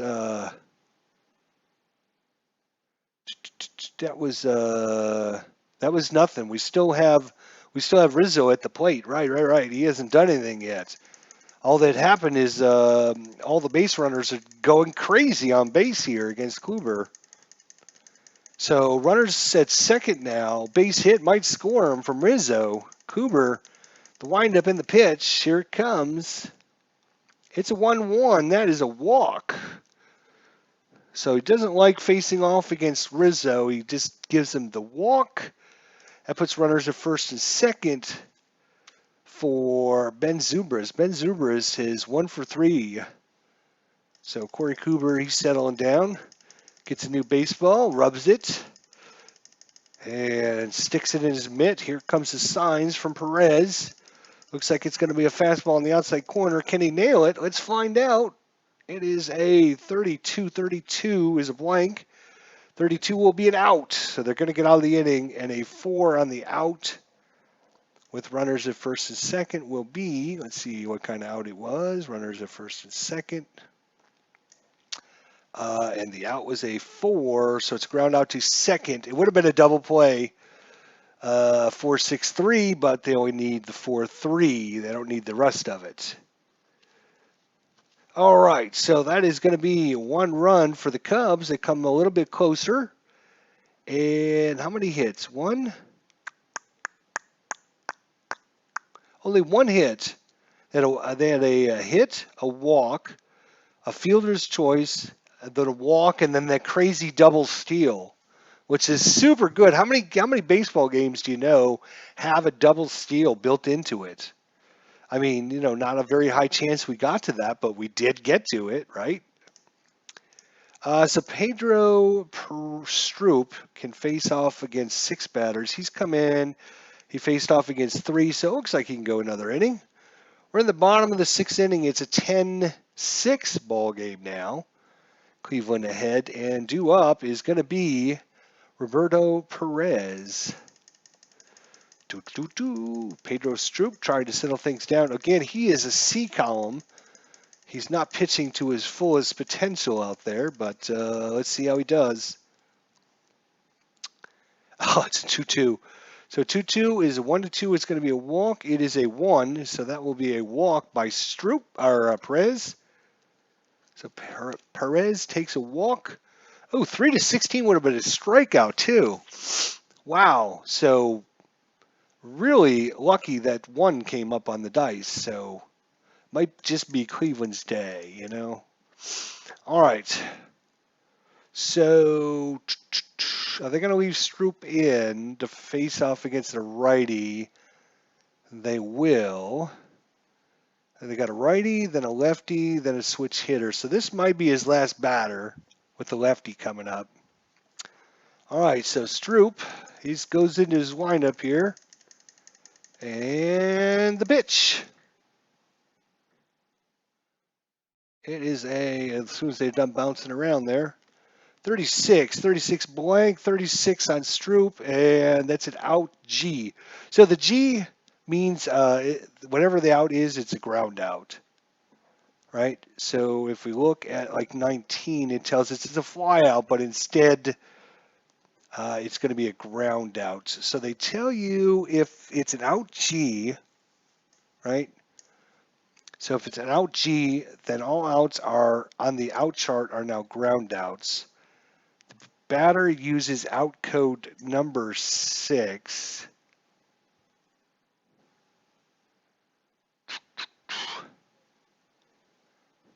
And if they're batting left-handed, they use out code number 4. So I haven't figured out what that means yet.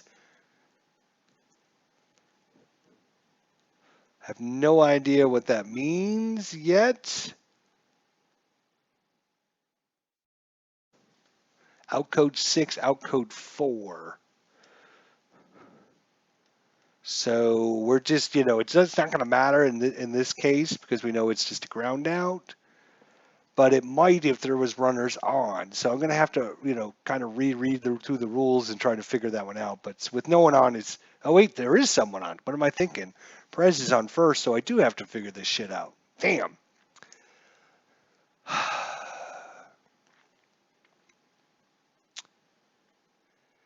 So out G, out codes, if the pitcher card reads, these out codes are also applicable for all base situations. Out code, so he was a BR, so he's going to use out code 6. Let's look at the rules and see if we can figure out what all this junk. I remember reading it and there's a little. I remember I read it, so.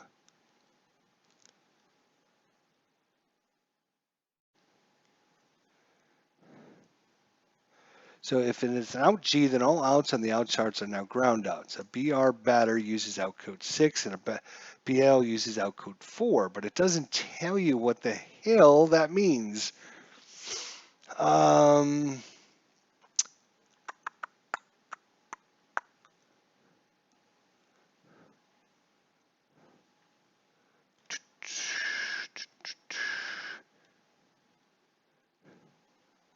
Just looking.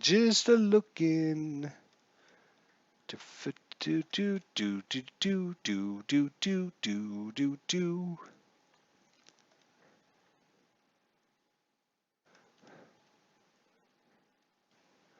Right. Runner first.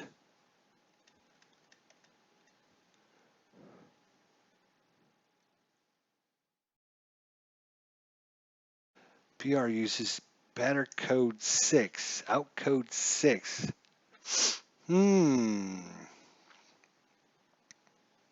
Oh, maybe that means this. You use 6.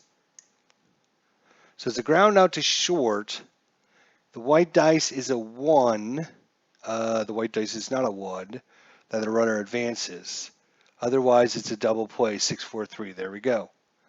If W arm, the shortstop gets fielder's choice only. So we look at the shortstop. Shortstop is Anthony Russell. He has got a W arm, actually, a weak arm. So he's only going to get a 6-4 put out. So no double play. There we go. All right, so I figured it out. See, most everything I can figure out because I'm a genius. All right. So Perez out 6-4, and Davis on with the fielder's choice. It's on first. So we were in the bottom of the 6th inning. There we go. All right. Yeah. Oh, see, David Squire is so smart too. David, you and me, we make a great team. Thanks for coming by. 6 is a grounder to short. Look at number 6 instead of 18. I get it now. I should have just looked at the chat. I should have known there was somebody smarter than me out there, right? All right, so we got to look and see who's coming into the game here. And with, let's see, who's coming up here? It's going to be Jason Kipnis. So let's see, Travis Wood is going to come in to pitch. So Travis Wood is coming in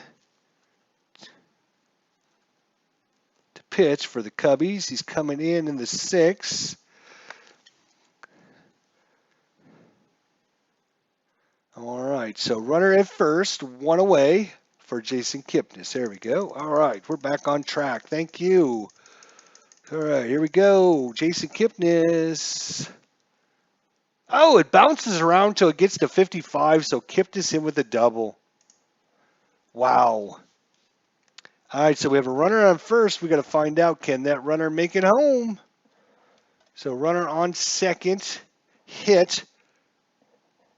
No, I'm sorry. Runner at runner at first. What am I thinking? Runner at first, and it was a double. We rolled a green 4, so that is to left field. He's going to score if he's a fast runner, and Rajai Davis is a fast runner. He is going to come all the way around to score on the double by Kipnis.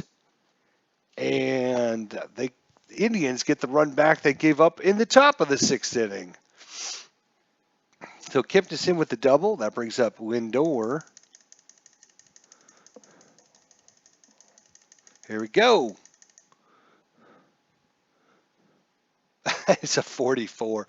Again, I'm not trying to do that. It's a single plus. So we got a single, runner on second. Single, runner on second. And the green dice is a 20. So it's an infield hit. Runner holds at third. If there's 2 outs, there is not 2 outs. So it's an infield hit, single, and so runners at the corners for the Indians. Again, I click it like 10 times and I just take my finger off the button. And like I said, sometimes they'll bounce around and they just, like that. See that time? I mean, it's not like I'm waiting till the 5 and the 5 show on my screen or something crazy. I just don't want somebody to think I'm out there cheating. I mean, sure, I want the Indians to win, but, you got to figure 1 out of every 6 times you roll is going to be a double, right? Because you have a 1 in 6 chance of rolling a double. All right. Well, I just wanted to bring that out. So Lindor with the single. Kipnis moves to third. It's an infield hit. As Lindor, they try to get him out. He stretches, makes it to first. Runners at first and third for Mike Napoli. Travis Wood trying to get a double play out of this or something. Maybe a strikeout. Something crazy would be nice. Again, I stopped it and it went to 2-2. I can't help it. It's a walk. He's going to walk the bases loaded.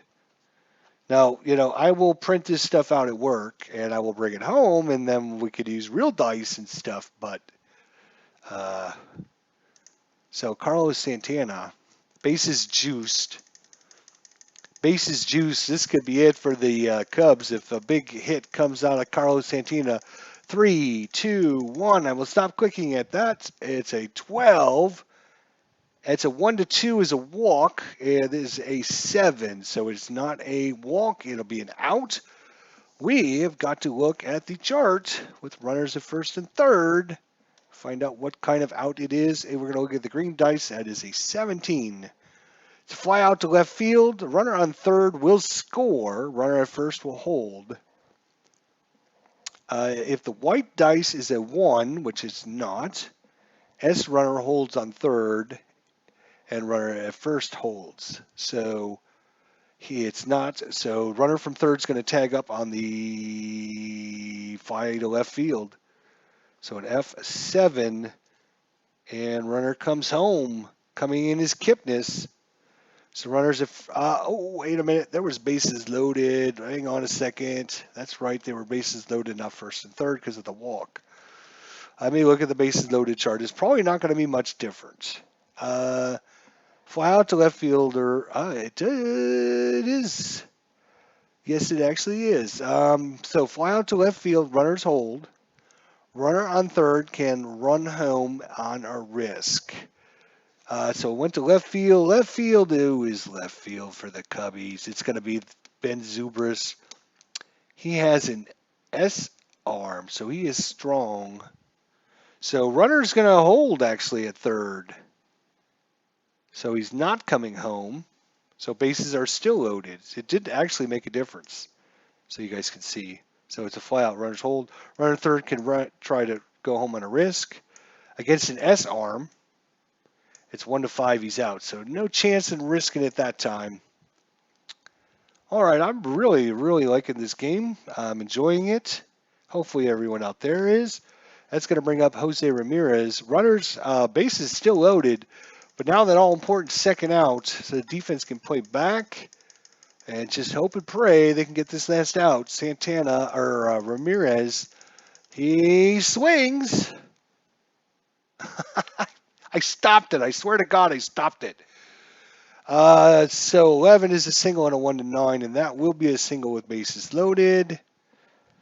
We look at the green dice is a 5. It's hit to center field. Runner on second scores if he's an F or an A runner, or there's 2 outs. Actually, wait a minute. Whoa, this is crazy. So this is bases full. We rolled a 5 on the green dice. So it was hit to center fielder. Runner on second base scores if they're an A or F or A runner. If there's 2 outs, all score. So the bases clearing single into center field by Jose Ramirez. Wow. And that, now he comes in to score. Lindor comes in. Napoli comes all the way around. And Jose Ramirez stays at first as they cannot get Napoli at the plate. And that puts 4 runs in for the Indians. Holy cow, they are beating up the Cubs pitching in this game. Brandon Geyer steps in, runner at first now.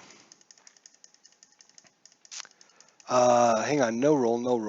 Let me see who's coming up. So they have a righty, then a lefty, then a righty. So do they take Wood out here in the bottom of the 6th inning? They can't. They can't afford to burn through all their pitchers in their first 6 innings. Good Lord. They just need to get some freaking outs is what they need. All right, here we go. All right, 31. Oh, we forgot to roll for Travis Wood, didn't we? Yes, when he came in. This is the first time we actually looked. So this is we're going to look at 31. 31's a single, so it doesn't matter, but we're going to roll for him now. Green dice again. Green dice will tell us he's a 12, so he's going to be right in the middle. All right, but it is a single with a runner on first.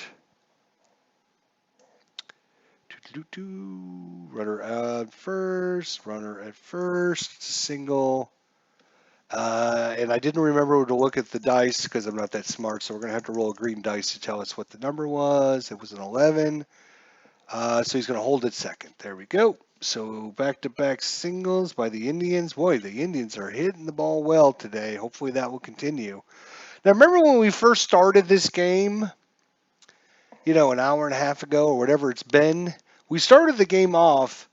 Dexter Fowler, strikeout. Chris Bryant, strikeout. Anthony Rizzo grounded out to first.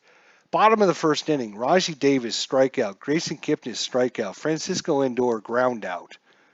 Then we started the second inning, and it was strikeout, ground out, home run, strikeout. The bottom of the second inning was strikeout, line out, single, home run, strikeout. It was like right off the bat, I was like, oh my God, it's like every play is a strikeout. This game is broken. Since like the second inning, we've had the Indians. All right, so if I look at the Indians, I didn't even bring this up so you guys can see this craziness that's going on. Just to keep this in mind, this is, let's see, let's look at our web camera, right? We'll get rid of that, all right? So here's the lineup here. All right, so the Indians started off strikeout, ground out, 1, 2, 3 inning, right? Second inning, strikeout, line out, single, home run, strikeout. Since the second inning, there's only been 1, 2, 3 strikeouts in 1, 2, 3, 4, 5 innings. They've only struck out 3 times since then. That's why, people might say, oh my God, I can't believe this game is broken because the Indians are scoring so much. But I don't think that's the case. It's just how the dice rolls come out, all right, anyways, just thought I would share that with you all.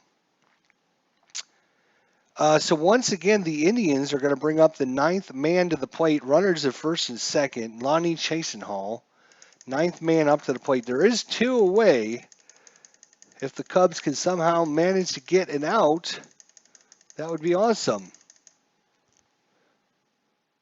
65. So 65, we're going to look at the home run on the pitcher's cards. Oh my God, Travis Wood, 1-16. That is a 16. That is a home run, unless Lonnie Chasenhall never hit a home run, I think. Or maybe that's just off the... he did hit 8 home runs in the regular season. And the beat continues for the Indians. A 3-run home run, and they've scored 1, 2, 3, 4, 5, 6, 7 runs in the 6th inning, and have now batted around in 2 innings. Whew, that's rough. That's rough. All right. Travis Wood, can you get out of the inning, please? I mean, seriously, let's get out of the inning. I mean, I even feel bad for Cubs fans at this point. 41. 41's a blank. Travis, we're looking in the middle, and that is a walk. Remember? Because we rolled. So the inning started with Robert Perez walking, and he now has walked twice in the 6th inning. Rajai Davis. Let's see if we can get out on Davis here. Here we go. Come on, get him out. 4-6. 4-6 is a ballpark. So we got to go back to our Cleveland sheet here. And we look at the, he is a BR, and we rolled a 16. So 16 on the BR. Pop, foul, caught, 12-16. He's a BR, so he popped it up to first. And there you go. So they get out of the inning on the P3. And that is going to be a crazy score sheet. I've got 2 columns for inning 5, and 2 columns for inning 6 for the Indians. They score 1, 2, 3, 4, 5, 6, 7 more runs. It's now a 17-6 game. Holy cow. Not good if you're a Cubs fan. I'm sorry if you're a Cubs fan. I even feel bad at this point. I do. I do. I do feel bad. Seriously, I do. Kluber, where are you, Kluber? You can face how many batters? You can face 30. It's 9, 18, 27, 20, 29, 30s. Yeah, he's got to be done, I guess. Kluber is done. Let's see who's coming to pitch for the Indians. Looks like Andrew Miller's coming in. Andrew Miller, there we go.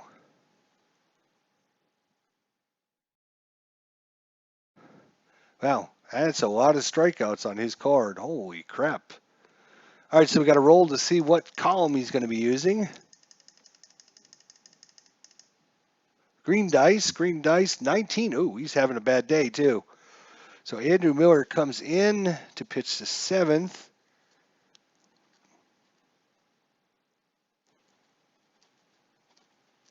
He's coming in the 7th inning. All right, so Andrew Miller's coming in.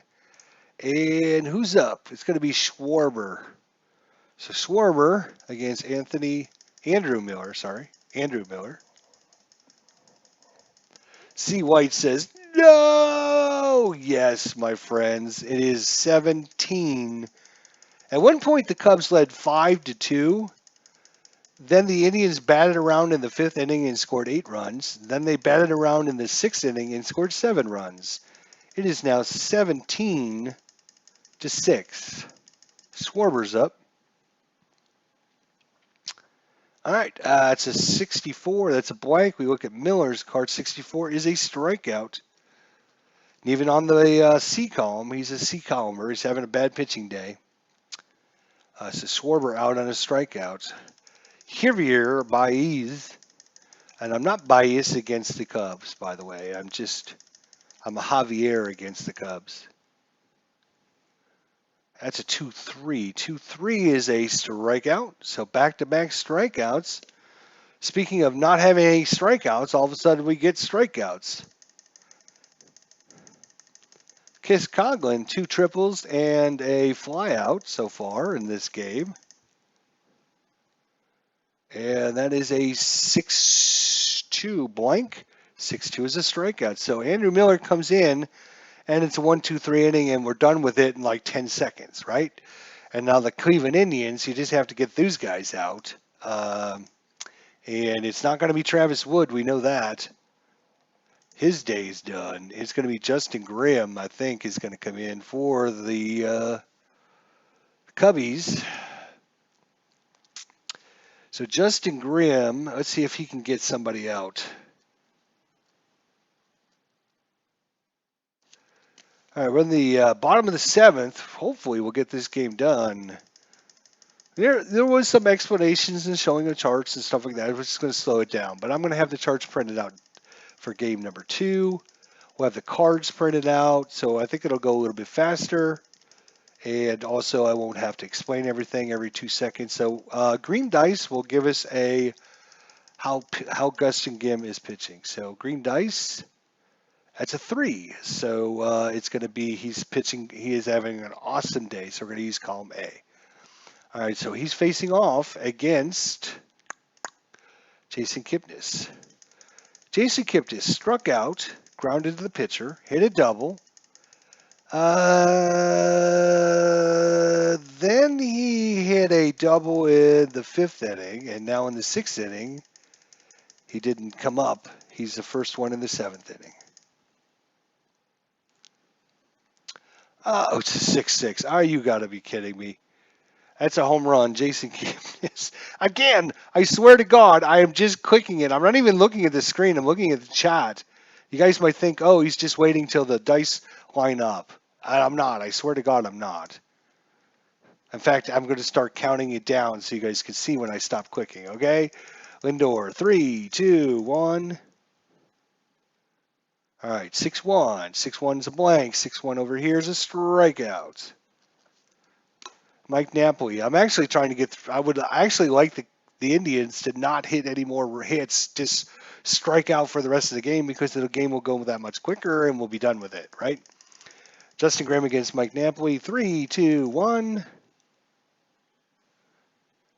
It's 51. 51 is going to be a KD defense chart. First thing is we're going to look at the KD and see if it's a strikeout. It is a 1-7. It's a 10, so it's not a strikeout. So we're going to re-roll on the 51 chart. Sorry, 51 chart.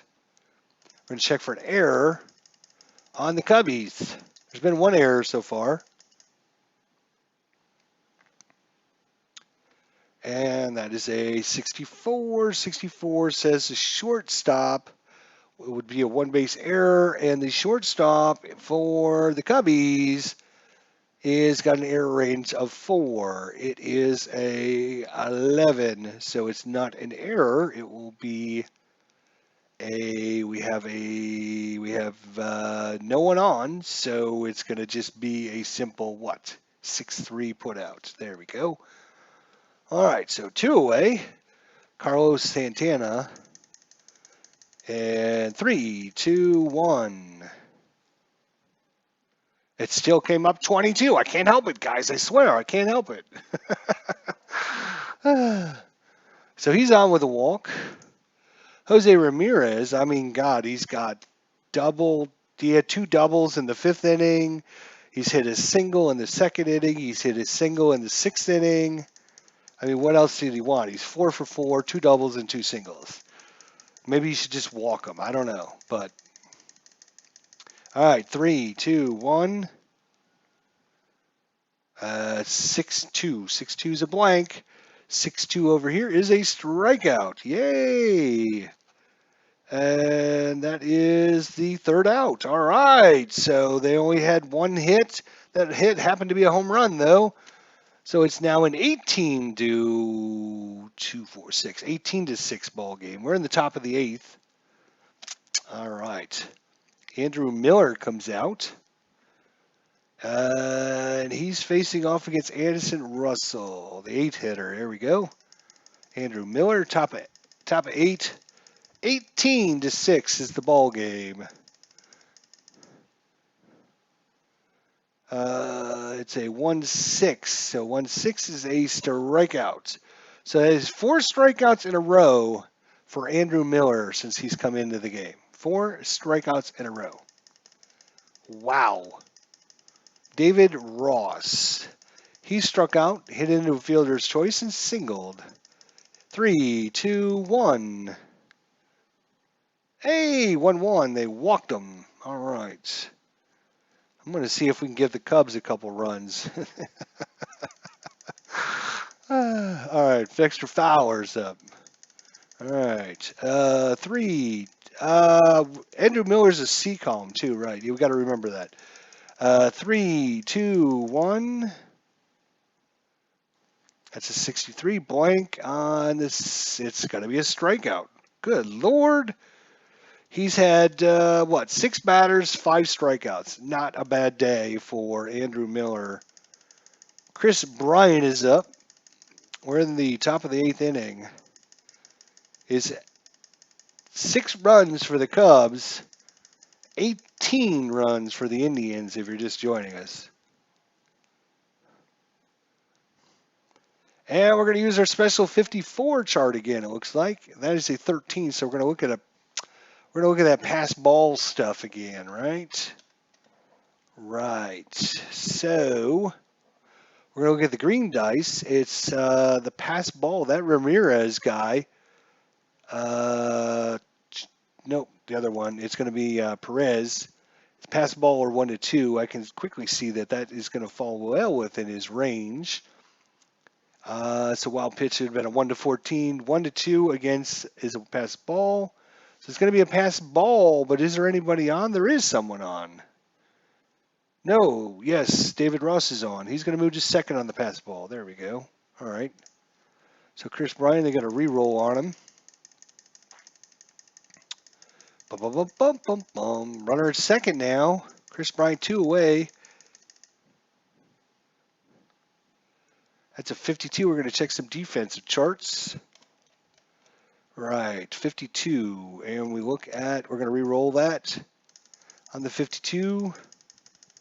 3, 2, 1. All right, that's a 16. So we're going to check the right fielder. Right fielder for your Indians is going to be Lonnie Chesenhall. He's got an error of 4. It's a 16, so it's going to be a good play, and that's going to end the inning on the F9. So no runs, no hits, no errors. We go to the bottom of the 8th. It is 18-6 in favor of the Indians. All right, Justin Grimm, he could face 6 batters. He's faced 1, 2, 3, 4, 5. I guess his day will be done as Hector Rendon will try to close this out. Hector Rendon. Hope everyone's enjoying this. You know, just the gameplay and the flow of the game. I think it's pretty good. I kind of like it myself. All right, so who's up? It's Brandon Geyer's up. Again, so we got to roll. Green 20-sider will tell us what kind of day Rendon is going to have. He's having an excellent day. All right, good. So Rendon against Brandon Geyer. Bottom of 8. Hopefully it'll be a 1-2-3 inning. 26, so we're going to check the lefty-righty matchup. That is going to be an out because this is not a lefty. So the out will be a 4 on the out chart, which is a ground out to second. So it's a 4-3 put out. 1 away. Lonnie Chisenhall. Lonnie's having a good day. Home run, a walk, and 2 strikeouts. But the home run was a, 3-run home run? Not bad. All right, Lonnie Chisenhall, Hector Rendon. That's a 54. Oh, we go to the 54 chart again, and that's going to be a 13. So we're going to look at the pass ball. The 20 is going to be out of range, though, so we can just re-roll. I can see that already. See, now that we've used the charts, we can actually use our memory of the charts to know what's going to happen ahead of time. That's how good we are. All right. It's a 44. Unbelievable. So 1 to 4 is going to be a double. Everything else will be a single plus. He's not going to try to steal. There's no sense in stealing at this point, so we're just going to give him a single and leave him be at first base for the love of God. Just stay at first. Don't steal. All right, Perez is up. He's got 2 walks, a fly out, and a double. That's not too bad. Hector Rendon here, 21. 21 is an out plus. So that's going to be a double play. Out plus. Now, how do we decide what that is going to be? I guess it's based upon the lefty-righty. Since he's a right-hander, he's going to hit it to second base, so it's probably going to be 4-6-3, and we're going to call it that. So we go to the 9th, and Miller's day is going to be done. Actually, I hate to even waste time with it, but Cody Allen will come in to pitch. Cody Allen. All right, so in this we have the comeback of all comebacks. World Series Game 1 is going to go to the Indians. Anthony Rizzo. All right, Anthony Rizzo here. Let's see what we can do with Anthony. Cody Allen, we got to roll to see what kind of day he's having. Green dice will tell us it is a 16. Actually, the Indians have been very unfortunate. Everyone except for their starting pitcher has actually been bad. So anyways, Rizzo against Cody Allen, who's going to have a bad day. Let's see what happens. And he's going to get a 12. 12 is a walk on a 1 to 8. It is not. It's an 18. So he's going to get an out, which is a 15. 15 is ground out to first, unassisted. 3U. 1 away. Ben Zobrist. 1, 2, 3, done. That's a 15. Strikeout on a 1 to 13. It's not a strikeout, so it's going to be an out. 4. It's going to be ground out to second. 4-3. It's not a strikeout, though. Two away. The Cubs are down to their very final last out of Game 1 of the World Series. Kyle Schwarber. And hopefully we can get Schwartz. Feel the Schwartz. That is a 50. Oh, we got the 53 chart. Right. Righto. So 53 is actually your range plays, right? So 53, we're going to re-roll on the 53 charts. And this will be the first time we actually see the range play chart. So 2-6. So it's going to be a right fielder. It's going to be a single 1-star if he can't make the play. So he can't make the play because you're going to look at his range versus this dice. Right fielder out there is going to be Chasen Hall. He was only a 9 range to begin with. So it's going to fall in for a single with 1 star. So Schwarber's in with a single. And it's not over yet. The Cubs can still make the world's most awesome comeback ever. Top of 9, 2 away. 1 runner on. It's 18-6. Can they score, 12 runs? Javier gets his first. Oh, he's going to get a single. It's a 7. 7 says hit by pitch. So he's going to get his hit by pitch. And that's exactly what I would do up 18 or up by 12 runs. Baez up at the plate, I would definitely hit him. Yep, that's fine. Okay, you got runners at first and second. Great. He hits a home run. It's now 18 to what? 8? Chris Coughlin. And 2 away. Sooner or later, they're going to get it out. No, it's not going to be against Chris Coughlin. Chris Coughlin's got a double. Well, this is just more charts I got to look at now, though. Runners at first and second. Runners at first and second chart. There we go. And he rolled a double. The black dice was a 20. And we look at the hit chart. We look at a 12. The 12 says center fielder, runner at second holds. Wait. He got a double. Hang on a second. Double, runner at first. Right. Then we look at 12. Center fielder, if there's 2 outs, it's hit to center field on the 12.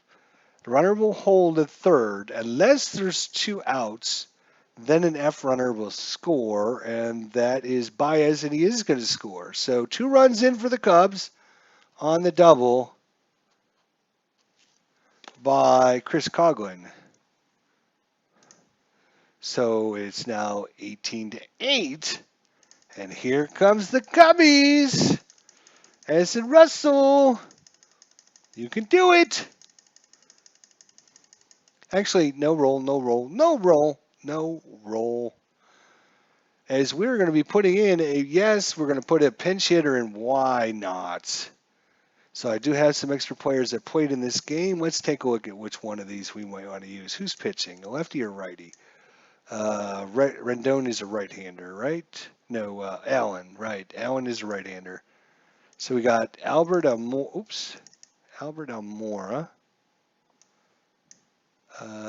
We have Miguel Montero, who's a lefty.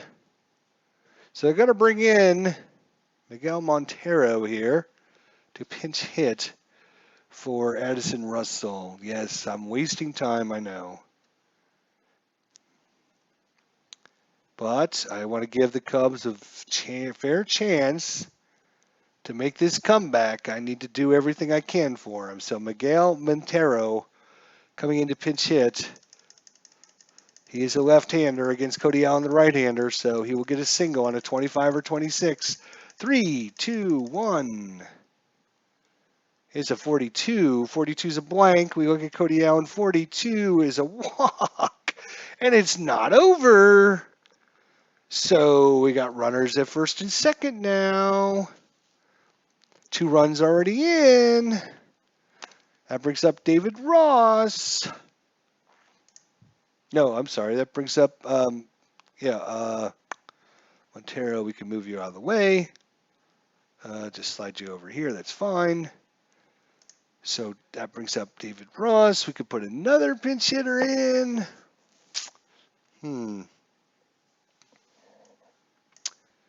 Got to give every chance. That was Montero. We also have Contreras.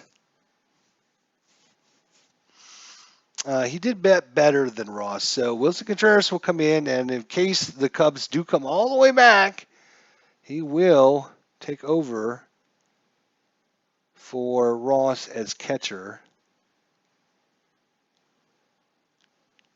Wilson Contreras, he's going to come in the ninth. Also, Montero came in the ninth.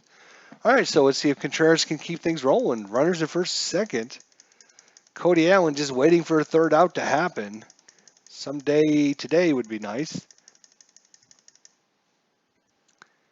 And that is a 2-3. That's a strikeout. There it goes. That's it. That's your ball game. 2 more runs for the Cubs, though. Very respectable. 2, 4, 6, 8 runs by the Cubs. I'm not going to count up how many hits. 10, 18 runs for the Indians. And there's your ball game, folks. World Series #1 from 2016 goes to the Indians. They now lead the series 1-0 as they beat up the Cubs pitching in the 5th and 6th innings specifically. 8 runs in the 5th, 7 runs in the 6th inning, and they win this one 18-6 at home. And this has been fun adventure here with Fall Classic Baseball. Kind of enjoyed it.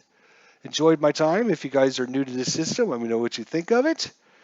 I think it's pretty good at first glance. That's why I wanted to do this, play a World Series out and see how it plays out. When the game started with 2 strikeouts for each team in the first inning, I thought, oh my God, this game is broken because there's no hitting. Everyone's striking out. But little did I know, it only took a few more innings before that would happen. All right, guys, thanks for joining me. I appreciate Ken Castro, Rob, Explanation Point, David Squire, C. White for coming on by. Appreciate it out there. I know my good friend Nat King Curry, the 4th, and Clinton Parks, Ken Castro. Bubba Husky, where's Ben, Bubba? Where's Bubba, Ben? We needed Bubba here. Tribe Fan was here as well. Tribe Fan 879 and Kurt Berglund. And appreciate everyone coming out. If I missed you, Retro Sport Network as well. Todd B, Clinton Parks, and Dave Gardner. Pretty interesting little game, I would say. Does have some interactions, but it's not 50, roll on 50% chance to roll here, 50% chance to roll here. There's, just between 31 and 65. We've had players, we've had the double steal attempt, and the runner was almost thrown out at home, but he was in there safe. We had, what else did we have? We had an error. I think there was just one error. There was probably 3 or 4 times we had the chance of an error.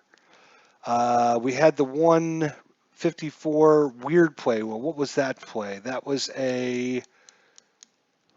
the result we had there? That was something crazy. So, yeah, we had a lot of different things that happens in a game that come up to make things interesting.